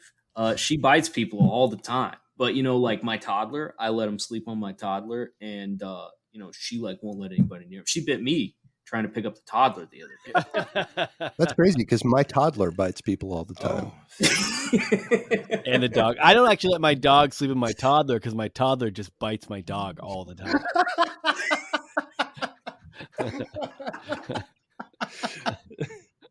The dog is afraid of the toddler. I actually have he's almost 9. I have a pug, and he only has one eye. He lost an eye, and he is fucking exactly like me. He's a picky eater, and he sleeps all the time. It's like that's his entire personality. I used to have a Boston Terrier, but she passed away. Oh, I love so now we have cats. Yeah, squishy face dogs. You guys get squishy face dogs. We do, yeah. Shotzi, I feel like we didn't. I feel like we stopped at you leaving Teen Challenge and then going to church. Just tumbled hopelessly into cigarettes. So let's see. When I got out of Teen Challenge, I went through the Brownsville thing, and while I was at Brownsville Revival School of Ministry, I started going in the summertime to Virginia and working at this. Can you guys hear us still? Yeah. Oh, okay. There's like an error that popped up, backup of audio. I don't know what that means, but I'm just gonna leave it right there. It's probably okay. Yeah, I'm just gonna X out of that then. Okay, so I went to this summer camp and I was working at this Presbyterian summer camp in Virginia called Camp Hanover. And it was just because me and my friends wanted something to do for the summer, and we were like, let's be summer camp counselors and just find one that's cool instead of staying in Florida and doing whatever. So we went up to Virginia, and it was like really great. It was one of the greatest experiences of my life, actually. And I think it was the first time I had ever been around non-Pentecostal Christians. Okay. And so, yeah, and it like opened my eyes to like a whole new world of acceptance within Christianity, where it was like this place had like a smoking side and a non-smoking side of the staff lounge, and like you could drink and stuff. You know what I mean? Like there was Wow. they didn't have like strict rules for anything. It was like, no, this is a summer camp, kick back, have fun. You know, just teach the kids about nature and God and have fun. So I had a really great time there, and I went back 3 years in a row. And by my last year there, it was like getting obvious that I was growing out of the experience. I was growing out of the church. I didn't go to the Bible school anymore. I was starting to disbelieve in God. I was more agnostic than I had ever been. And I started getting into more of like Jay Baker's revolution style of Christianity, where it's like, fuck not cussing, man, just get people to Jesus like that. Like, have a beer with somebody if you need to, just get them to talk about God, that's it. So I got more into that loose style of Christianity, and it really just led to being more open to different ideas. And eventually I think I watched Zeitgeist, and I know Zeitgeist isn't like 100% true looking back on it, but still it was the first time I had ever like considered all the co-opting of pagan traditions. I never knew about those at all. And once I saw that Christianity was just built on top of all these old stories to make it fit into the world where it already existed, and then they just took them over, that part made me like see the whole thing completely different. And that's when I knew I didn't believe in God anymore. I put it all away, and I was like, there's no way God's real. Like after seeing the way all of the stories of God are just based on classically old like sun worship and just different kinds of pagan traditions with trees and all this stuff and like virgin births, it was just like, I'm putting all this away. It's all going in the not real side of life to me, and just going to deal with the tangible for a while. Yeah. I think it gets funny as you learn like more about I remember listening to this thing on NPR about Christianity and how they spread through, I want to say maybe it was Norway, like it was like a Scandinavia type area, but it was like how you could say co-opted, you could say something different, but it's like but there was like that general like, well, we're moving in here and this there, this, we have these ideas, but this holiday kind of represents it. So as we're like spreading the gospel, we'll just be like, well, we'll just use that as well. And then they kind of keep the similarities and shed some other things. And then you're just like, yeah, at the end of the day, you could look at it either way. You could be like, well, they stole a holiday, or that's not real, or that's built on something else. But it is an what I feel like what we have now with Christianity is an amalgamation of so many things. And a lot of it's like, so much of it's cultural, so much of it's like mythic. And when you learn like more of the origins of it feels more, it feels contrived by humans to the point where you're like, I was just convinced and told for so long that this is the way it was handed down. And I feel like if people did a better job explaining the human components and elements and cultural aspects of religion and Christianity, you could find a way to make it work for you in a way that could be healthy, And I think that's such a disservice that Christianity has done, that evangelical Christianity is like, the way that we do it now is what actually Jesus gave us. And you're like, this is insane that we're actually where we're at. It's not even close to anything that would have been considered like Christ-like or whatever. The Sermon on the Mount is like purely socialism. It's like all the way socialism. There's like the red words are all the way take care of everybody no matter what they need, and so that part's weird. And then Jason's always reminding me about the part where Paul found the people with the nameless God and was like, oh, you have a nameless God? Well, don't worry, we'll give your God a name. It's Yahweh or Jesus. And it's been this constant snowball. It's constantly just been it starts with Jesus and his ideas, whether or not that existed, but it started with these ideas and then it just snowballs and it picks up this idea and this idea and this culture and this idea and this culture. And now it's like this fucking, oh, we need music in our worship service that sounds like Coldplay. Like it's still picking up these bits of culture along the way to try and stay modern, but it's also like it's killing authenticity and it's killing cultures and it's killing ideas and it's killing fucking being genuine.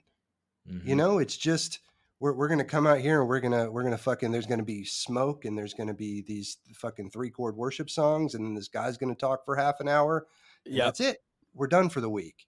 Like, and it's based in like white supremacy colonialism ideals. So it's like literally changing the world for the worse the more it touches. And that's not cool. Yeah, absolutely not. That's significantly worse. Yeah. It's funny too how like it you were talking about like going to that Lutheran school for a bit and how there's like this segment of Christianity that like I think a lot of us came from has just like this total like disregard for like tradition and ceremony and things like that. And like I feel like it's so focused around like this individual relationship and this like continually chasing this sort of like transcendent experience of one-on-one, like interaction with God, that a super egocentric viewpoint to think that the creator of the universe is deeply invested in your sperm, and like this is your entire soul is resting on whether or not you experience sexual pleasure by your wife or by your hand today. Like this is what you want people to believe, is that he cares that much about you but doesn't give a fuck about baby cancer. Come on. What? He has never been a big fan of my hand. Let me just tell you that. I don't know what he has against my hand, but he doesn't like it. This guy. Your hand is your cigarettes. Yeah, but accurate. Yeah. but you can get as much pleasure as you want from your after church meal, or you can do whatever you want to your wife for pleasure, and that's all fine because that's ordained under the umbrella of patriarchy. Yeah, it's like these activities are okay for releasing serotonin in your brain, and these ones are not. Like at the end of the day, it's all just like it's all just like an M80 of chemicals going off in your medulla oblongata. But like this way of getting there for every person on Earth. And that's something that Chauncey's brought up in episodes for us recently, is the fact that, a lot of these like camp experiences and revival experiences, they rely on emotional manipulation. But, these emotions that you feel, like I remember going to my first concert when I was 14, I saw the Smashing Pumpkins, and it was the same emotional reaction. It was just something that I loved, that I wanted to be a part of, that I was feeling a part of for the first time. So it's just these emotions, and the church knows how to work on that. The church knows how to manipulate that. So that's what they've become good at, and that's what business is at this point. Yeah, and they don't know how to maintain it though. That's the thing that like because it's not really possible to like you go see the Smashing Pumpkins and have like this just, like intense emotional experience while you're there. But you buy tickets the next year to go back expecting to replay that same feeling. And like a lot of times you don't, Right. and like that kind of sucks, but it's just how things work. And like, I feel like evangelicalism really like tries to sell this idea that like that emotional high is like that's the end point. That's what you should feel all the time. It's like you should eat cake every meal for every course of that meal, and like there's no reason you should ever eat anything but cake. Like after the first like full meal of cake, you're like I feel awful, and Mm-hmm. it's like, well, you're made to feel guilty for not wanting to go back and chase the cake again. Yeah. But it's just not substantial enough to sustain you, Mm-mm. Well, that's why you have like I remember for a good portion of my faith, especially in high school, like I was rededicating, quote unquote, rededicating my life every 2 weeks, because it's like I'm not emotionally stable because I'm a fucking teenager, Mm-hmm. but at the same time, like I'm being made to think that I should be chasing this high consistently, this emotional reactional high. And so if it's not happening for me, then it must be my fault, because God is faultless. You fucked up. So I need to rededicate my life every 2 fucking weeks, or every 3 fucking weeks, or every fucking week. Mm-hmm. So that's what I was doing at Olive Baptist Church and Calvary Chapel. It's like I'm just constantly chasing this high, thinking that I fucked up and the guilt is on me. Mm-hmm. So I need to make the change. Right. Christian and I think camps that's pretty are common. Like, there's also a lot of Christianity that demonizes mental health science and makes it out to be something that it's the pastor's role to do, but he has no training in. Mm-hmm. So then some guy comes in and was like, actually, the Bible says this about it, and people's lives get ruined over trying to follow the advice that doesn't work because it's not based in reality. And it's sad to me how many people think having a pastor that tells you to buck up a little bit and pray about it is the same as like putting the right chemical formula on your brain and seeing how that works for you. Well, did you guys see the thing about the legislation in Texas that passed that to be a school counselor, you could also just be clergy now? You don't have to have a degree in counseling. Oh, yeah. And actually in Florida, the military can teach here in Florida now. Military spouses. Yeah. It's crazy. What? Yes. Spouses? Yes, if you're married to someone in the military, you're allowed to get a teaching certificate just by asking for it. Yeah. That's unreal. Hey, he's going to be our president soon, so he's about to make it everyone's fucking problem. He's about to be your problem too. I love how that guy is just like a total corporate jerk off, and yet he's like continually trying to sell us the idea that he's like a devout evangelical that's really concerned about like the soul of America. It's like, he's like sponsored by Halliburton. It's like, bro. Did you see that meme that was going around? I remember when he was first elected. Like he came out, started talking about, maybe we'll legalize marijuana here. Maybe we'll change things. And then like a week later, he was fucking like trying to fuck over Mickey Mouse. Yeah, don't say gay. Yeah, don't say gay. Like he came out.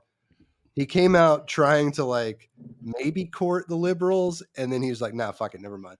And he just like went the complete other way. The strategists got to him. They're like, "You got to set up a presidential run, so we need to believe that you're here to like defeat the woke mind virus."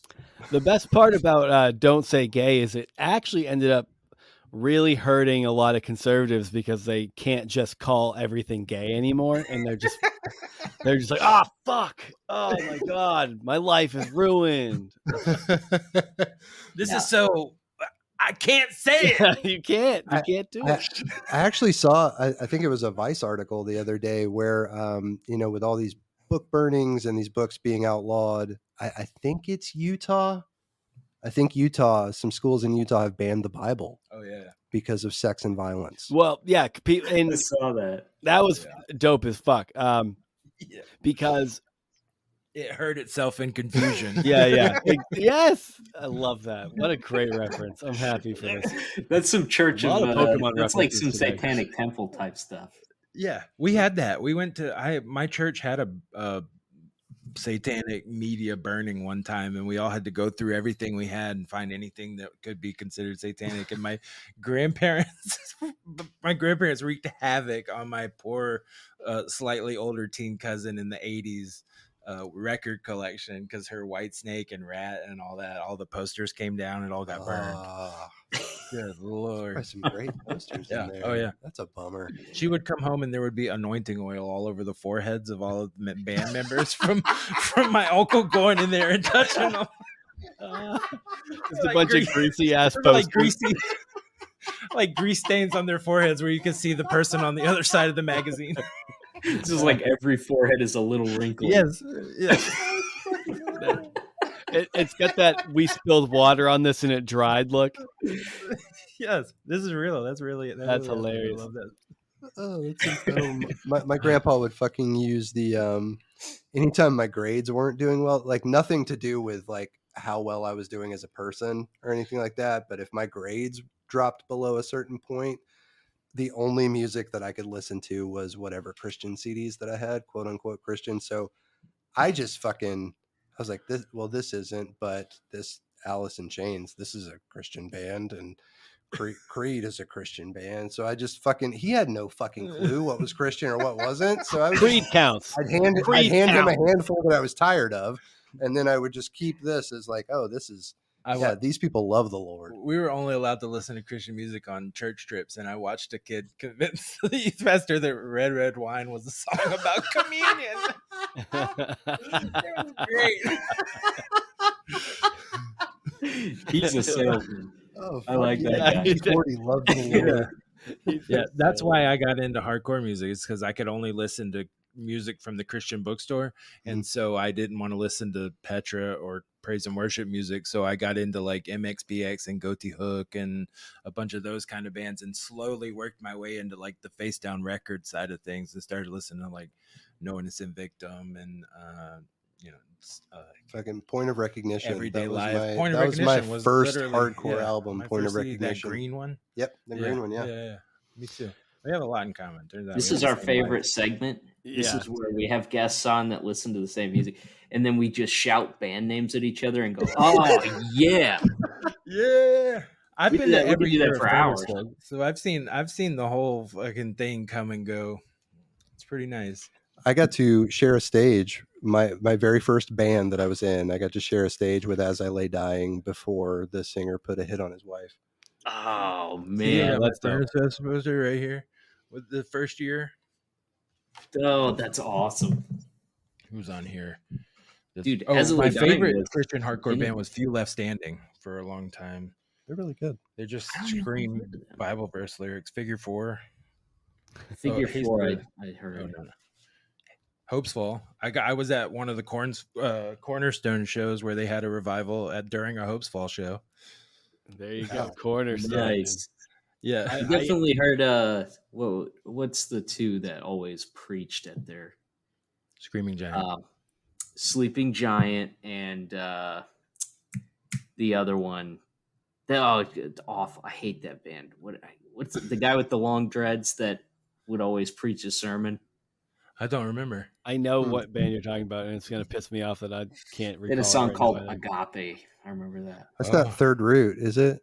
Oh, Third Root. No, that's new metal. You're in the new metal. I've moved forward. It was a Verb the Noun band name, wasn't it? I can't remember. I guess this is even better than shouting band names, not remembering. I remember hearing that the guy from Tragedy Ann was getting in trouble for saying in some magazine article in like Charisma or something that if a kid is like having a cigarette, it's more Christian of you to go up and smoke a cigarette with them than to tell him he shouldn't be smoking. And everybody was all upset about it. I can get out. That, I think. Can't be on Goatee Records.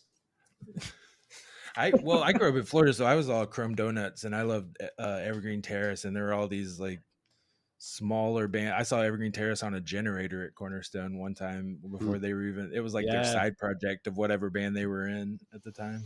That was my second metal show I ever went to. Was Evergreen Terrace. Generator stages were sick. I remember seeing Still Remains and August Burns Red on a Generator stage at Purple Door in Pennsylvania before it was like before they put out any of their first full lengths. Wow. It's just that was cool. That was what we did. Somehow I was in this shitty rapcore band right out of high school. This is perfect. I love hearing I'm this. on this And page. I was tragically the rapper. Oh yes. But we somehow signed to this little record label called Circle Productions in Fort Lauderdale, and they took us to Cornerstone. There were like 4 other emo bands that were signed to this label that we toured with, and we went to Cornerstone. We set up a stage, fucking Generator stage, and we played every day. And then we invited other bands to play. So the only other bands that were like I remembered, one night we played, and then East West played, and then, like I said, As I Lay Dying played, and that was our whole fucking claim to fame. What was your band's name? Advocate. And are they still? Can you still find it? It has been at one point. I at this point I'm so far beyond it. Like at one point it was soundcloud.com/advocate music. So our like electric violin player put that shit on the internet. Yes. Dude, so many good keywords. Is that our electric violin player? But I think I tried to look for it recently. I don't know if it's there anymore, but y'all are welcome to go find it. And I have the gruffer sounding voice, the more aggressive voice. No, it's somebody from Cincinnati now. A Cincinnati, Ohio rapper called Advocate. Unless that's you. That's me. Yeah. All right. For Today was the band I was trying to think of. Yes. Oh, that's my new shit. For Today. Fuck yeah. Are you guys fans of David Bazan? I'm assuming to some extent. I didn't. Or Pedro the Lion. I actually didn't get into any of that. Like I didn't get into Pedro when they were doing their thing. I know they ended up kind of coming back not too long ago, putting out a full length. I got into it late, and then maybe only 4 years ago was when I finally checked out David Bazan. This is actually the first year of Furnace Fest. Oh fuck yeah, man! Oh, Living Sacrifice, that one jumps Strong out. Arm, Juliana Theory, Zayo, Slick Shoes, Blindside, Shia Louie, Squad 5-0. Fucking wish I was going to Furnace Fest this year. I can't swing it again. Oh shit! Sorry. This might be the first year I go. Maybe. Yeah. I don't know. But I brought up David Bazan because he I don't think I would be doing this podcast without him. To be fair, like he put out Curse Your Branches, and it was this big shift, honestly, toward agnosticism. So that kind of stirred, I think, everything for me to really fucking move away from, or at least start questioning some of the things and systems I'd been raised in. Yeah, that album did a lot for a lot of people. Yeah, because it was angsty, but it was genuine, and it was from an insider. It just kind of hit all the right notes for it to do what it needed to do for people. Absolutely. It's like fucking. It's still good. Oh, it's still fantastic. Yeah. But like you hear it for the first time, and even if you have a few questions about Christianity, to hear someone put out into the world thoughts that you've had on a large medium, it helps you to kind of emerge from whatever bubble you found yourself in. Mm-hmm. So that album was fucking big for me. I feel like that's how all meaningful, like for the most part, that's how any like meaningful shift happens when you're really invested in an ideology. It's like it takes someone you trust from a mutual point of like experience challenging the line that you've never known anybody to challenge before. And like that person like kind of shifts your window enough for you to step outside the box and rethink some things. And like, I don't know. That's it's like if you're a rat in an experimentation tank or something, and you see the rat step over the fence you've never gone close to because you know it'll shock people, and nothing happens to it. You're like, hold on now. Yes, Like that, it feels like that. You're like, hold up, he did it. Now what? I love that analogy. Yeah. It was like that when I lost my virginity. When I lost my virginity, There was a rat. I actually I went back to being that little fifth grader in the van. I'm like, am I about to die? Am I about to fucking die right now? Jay And got I a little didn't. taste of the cheese. Long story short, I didn't. Have you seen Beau is Afraid? Have you guys seen that? Yes. No, what is it? It's one of Ari Aster's new movie with Joaquin Phoenix, where he's all weird and goes through all those phases or whatever. It is. It's fantastic. It's a mushroom trip of a movie. It just is hard to understand what's going on. At the end, you're a little mad you watched it, but also crying. It does a very good job of portraying anxiety. Mm-hmm. It did a very, very, very good job of putting that on film somehow. Yeah. I don't really understand it, but I felt anxious for 3 hours. That's a long movie. Oh yeah. It is it's so confusing. How did you guys get connected? I feel like that's the part we're missing here. And we knew each other. We knew each other from like the music scene slightly, just a little bit from going to shows. I used to book shows, and he used to be at shows and be in shows, doing rap rock. Yeah, you booked his rap rock band. That's it. Let's just let's turn it back a little bit. Let's turn it back. Honey, bring my shell toes and my cargo shorts in here. I'm wearing Sauconys down here. Come on. Yeah. So we kind of knew each other through the music scene loosely, and then eventually I ended up tattooing him and his old tattoo artist / best friend at the time, and did a couple of tattoos on them. And down the road, I moved away from Pensacola and eventually came back. And his ex-wife was somebody that I was friends with when I had moved away. So we were kind of linked together through these associations.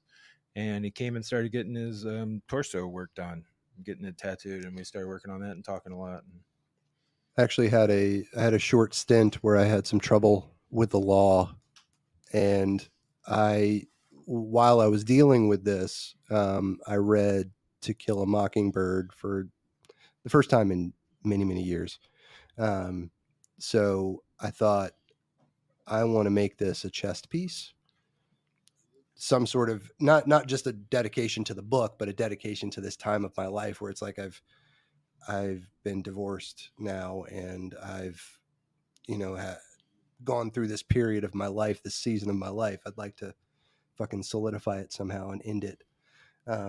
So I went to Chauncey and asked him for this chest piece, and then as he was doing it, after he did it, I started to realize like how big of an impact literature's had on my life.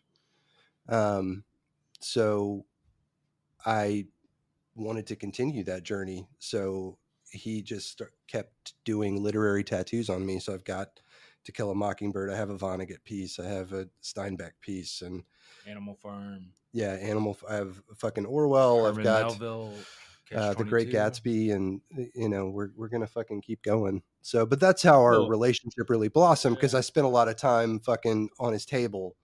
And one day he was just like, we should. Do you want to do a podcast with me? I think that just kind of came out of the blue. I think we had talking. We knew he's got a bunch of Christian tattoos, and I have this. I don't know if you can see this bad boy right here. This Jesus face. That's a big Jesus face. So I've got a bunch of Jesus tattoos too. So it was kind of a common theme. I would talk about it every now and then. And then one day I was just like, "Do you still believe in God?" And he was like, "I don't know. No, I don't." No. And I was like, do you want to start a podcast to talk about it? Because I've always badgered people with my atheism talk, and I would much rather just have somewhere that I can like put my thoughts down with someone and not have to worry about offending someone, because this is my fucking podcast about not believing in God. Don't listen to it. Yeah. So I was just looking for a way to get my energy out of my brain that I've just been, I've been holding on to. I'm 45 now. And I've been atheist since I was probably like 25, but I've also been tattooing full time since then. And like, So there hasn't been a lot of time to like process it all while I was going through it. So I finally just wanted to sit down and be like, what do I believe is like complete junk, and what do I actually like really believe in? Like, because I mean, it was up until like 2 or 3 years ago, I would still say like, yeah, Jesus is totally a real person. He just, maybe wasn't as. And now that I've looked more and more into it, I'm like, there's like nothing on Jesus except for the Bible. And other than that, there's like the as far as like secular history goes, there's like one J name that like kind of pops up a little bit that talks about somebody, but it's like so little information outside of the actual canonized Bible that I was just like, all right, I gotta put all this shit down.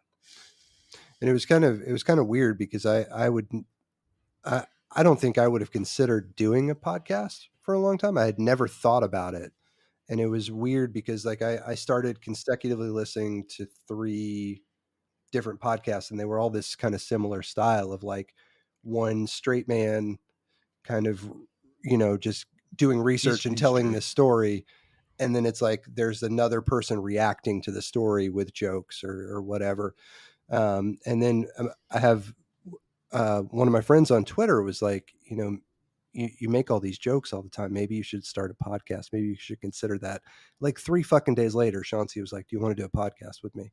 Mm-hmm. And if I believed in God, I would have said that was God.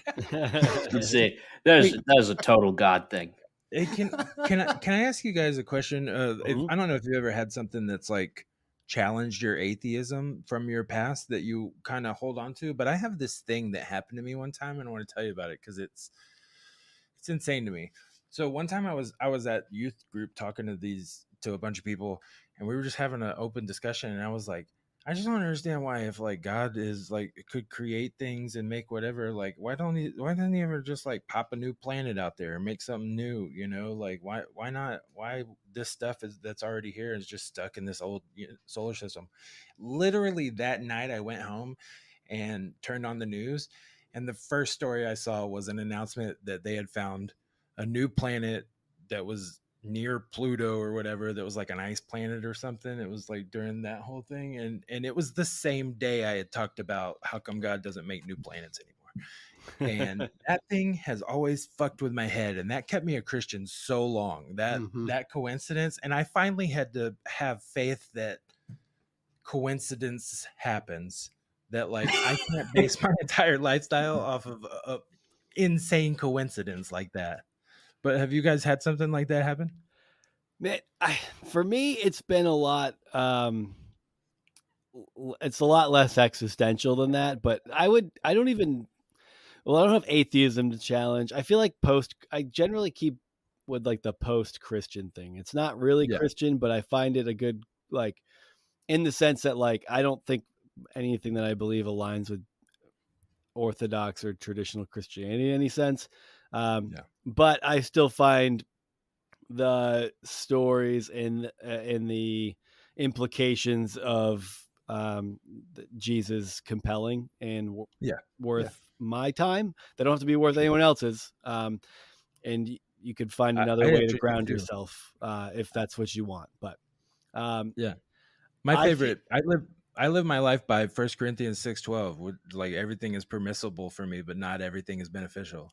And I'm just like, once that clicked in my head, I was like, I can do whatever I want, but it's not good for me. I should just do things that are good for me. Yeah, I mean, and that's what's so funny is like how tripped up on legalism some people in Christianity get with something like that. And when you bring that up, they're like, well, what that meant that, and then it's like this, like you watch the short circuit happen before your eyes because they have to come up with ways that you're not allowed to do things still, and you're just like, bitch, this isn't what this fucking says.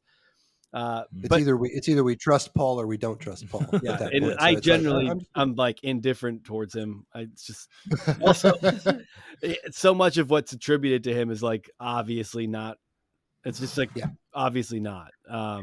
And that's a different thing. And if you want to listen to an episode we did on 1 Timothy, you can go ahead and hit a couple episodes back. But it's a sucky book. It's terrible. It's absolute horseshit and shouldn't be. That's the one they tell everybody to read if you're young. That's like the young person book.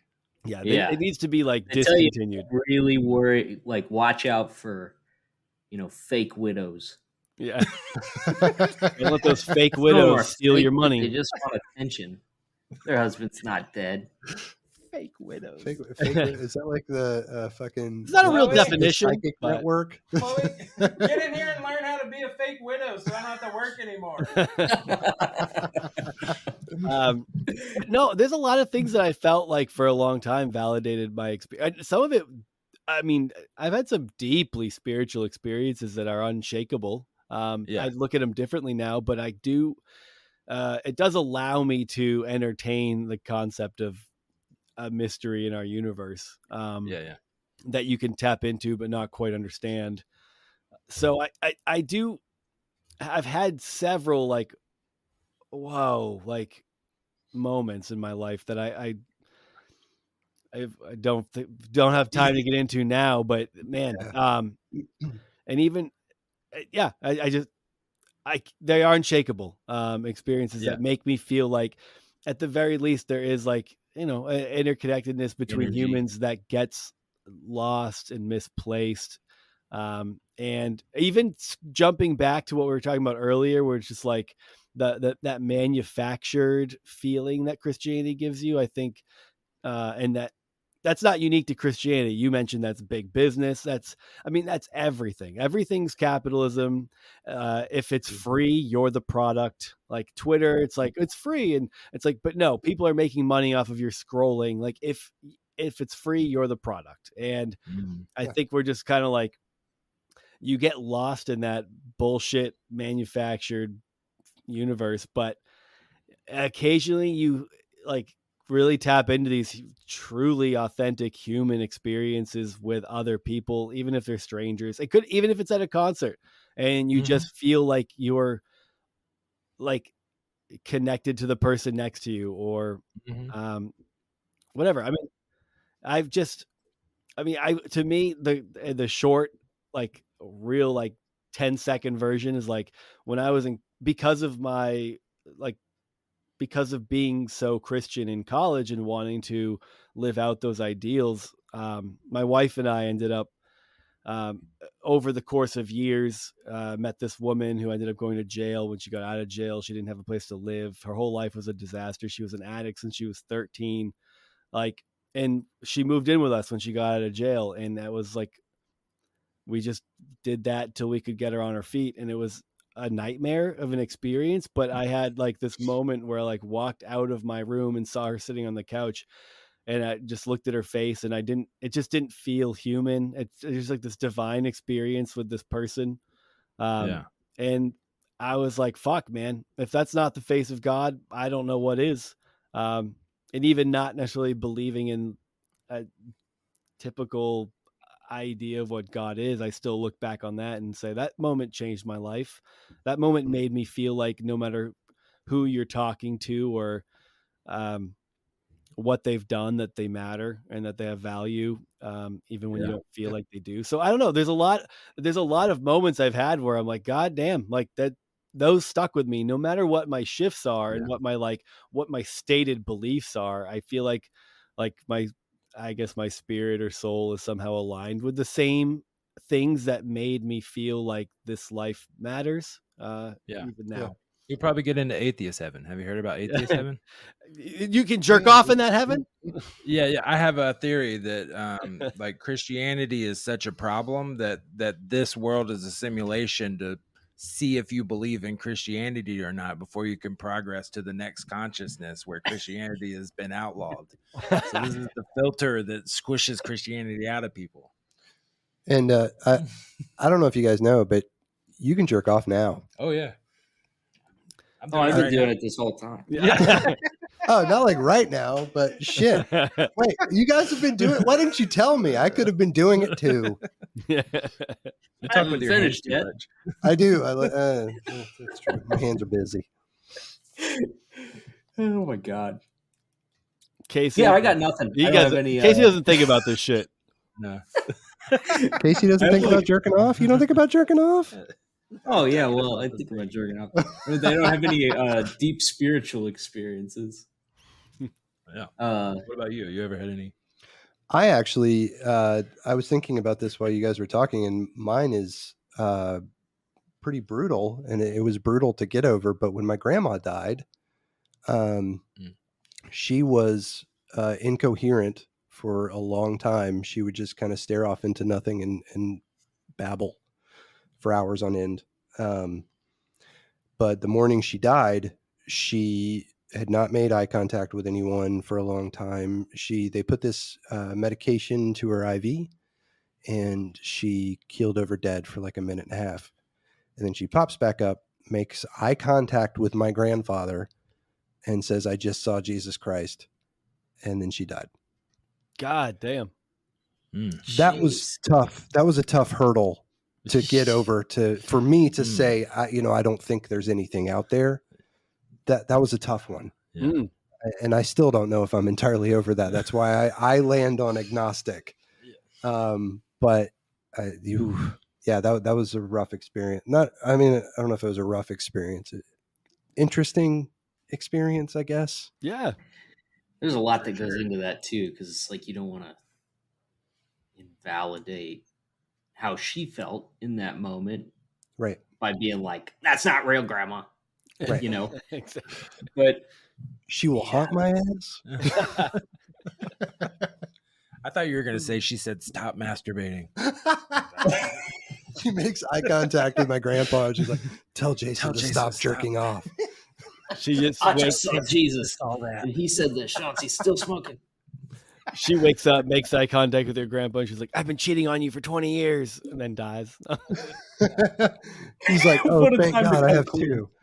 There's something morbid within me that desperately wants to leave some clue to nothing when I die, and I'm just like having to really fight the urge so I don't drive poor Chloe crazy. It's like a scavenger hunt, but you leave 2 clues, and then like the second one, you never left the third, and you just fuck them up for the rest of their lives. The day after, I show up with a shovel, and I'm like, "Come on, Chloe, let's go. Let's find it." He left instructions. Oh my God. I don't assume that I'm going to outlive you. I actually do have a note on my phone for Chloe that's like a list of like all the things I want her to know that I want to. And if I ever go, it's just like a message to her. Oh yeah, that's sweet. I have one that I just say, "Give my dog some food." All right. I don't know who it's addressed to because I don't have anyone I will in my life. Thank you. I'll do it. Mine just says, "I don't care what anyone says. I didn't sign up to be an organ donor." That's what mine says. Regardless of what my ID says. I want extra organs when I die. Bury me with other people's organs. Like a Egyptian pharaoh. There's a jar with a heart in it. So it could have gone to somebody, but didn't. I don't want anyone benefiting off of these organs. Yeah, mine's just, I didn't die. I'm being harvested for my organs. It's like I'm gonna have a note that says like, "I want all of your life insurance payout money from me buried in my casket with me." I took this policy out so it would be buried with me. Yeah. Bury me with all my framed art. You guys can't see it, but I have like thousands of framed things between my shop and my house. I've been framing stuff for literally my whole tattoo career, so it's excessive. Yeah, these heads back here, this is small potatoes. Right here. I see. Yeah, you're gonna run out of wall real estate. Oh, we're redoing everything. So right now that's why I keep being able to pull stuff up, but we're like behind us is this huge Lebowski wall that's all the only one that's like actually finished in here. But yeah, me and my wife have been redoing the rooms by theme, so we've been shuffling art around for a couple of months now. It'll get done. That's dope. In my room, I have a Wilco poster. There we go. No bed. just a Wilco poster on the floor. He sleeps on. There's a Lazy Boy, a TV, and a Wilco poster. A mattress with no box spring or bed frame. Chilling. Jergens and tissues. I have to push all the air out every morning, and then I have to reinflate it every night before I go to bed. The warped wooden floors cause you tons of back pain. Divorcee stuff. I live in my car. And coffee out of the same cup I immediately poured Diet Coke into for the rest of the day. I live in my car with a hose going from the tailpipe into my through the window. And, I wake up every morning and I'm still here. So I guess it's meant to be. I've conditioned myself to live off of CO2. Yeah. Every time my eyes open, I just say, fuck. You grew up the visual of just like finishing your coffee and being like, well, Diet Coke. That's every fucking morning. You're the pinnacle of human evolution simply because you adapted to breathe CO2. Exactly. And I'm living off of coffee, Diet Coke, and fucking Campbell's soup. It's like in a Goofy movie when he I don't want opens it. I don't want to get ahead of myself. The botulism. Don't eat the ones with the dents. Divorce. Oh my God. Yeah, this has been a lot of fun. Yeah. Very glad to have absolutely. you. Thanks for having us on. We appreciate it. Yeah, this was a lot of fun. Thank you, guys. Yeah, tell people where they can find. I mean, obviously, search Heretics Social Club on any podcast platform, I'm sure. Where can they find you guys on social media and stuff? I'm at Chauncey. I managed to get my username on almost everything. Whenever something new comes out, I run to it and put my first name in as a username. So I if you need to get a hold of me, I'm Chauncey at Gmail, and I'm at Chauncey on Instagram.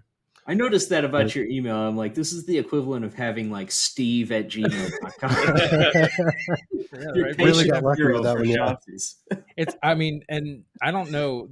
Chauncey wasn't a hugely popular name, but it's growing in popularity. And I'm like the only white male Chauncey. There's a lot of other colors and a lot of other genders of Chauncey, but no white males that I know of.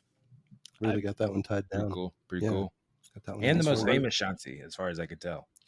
As far as the podcast goes, you can find us on Twitter and on Instagram at Heretics Social.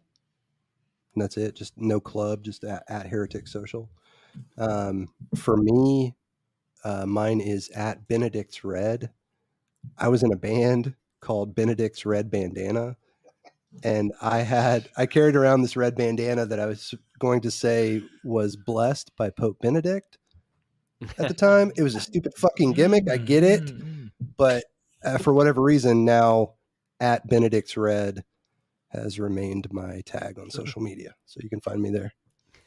Yeah. Excellent. Well, everybody follow the guys on social media. Check out their show, Heretics Social Club. And we will see you next time.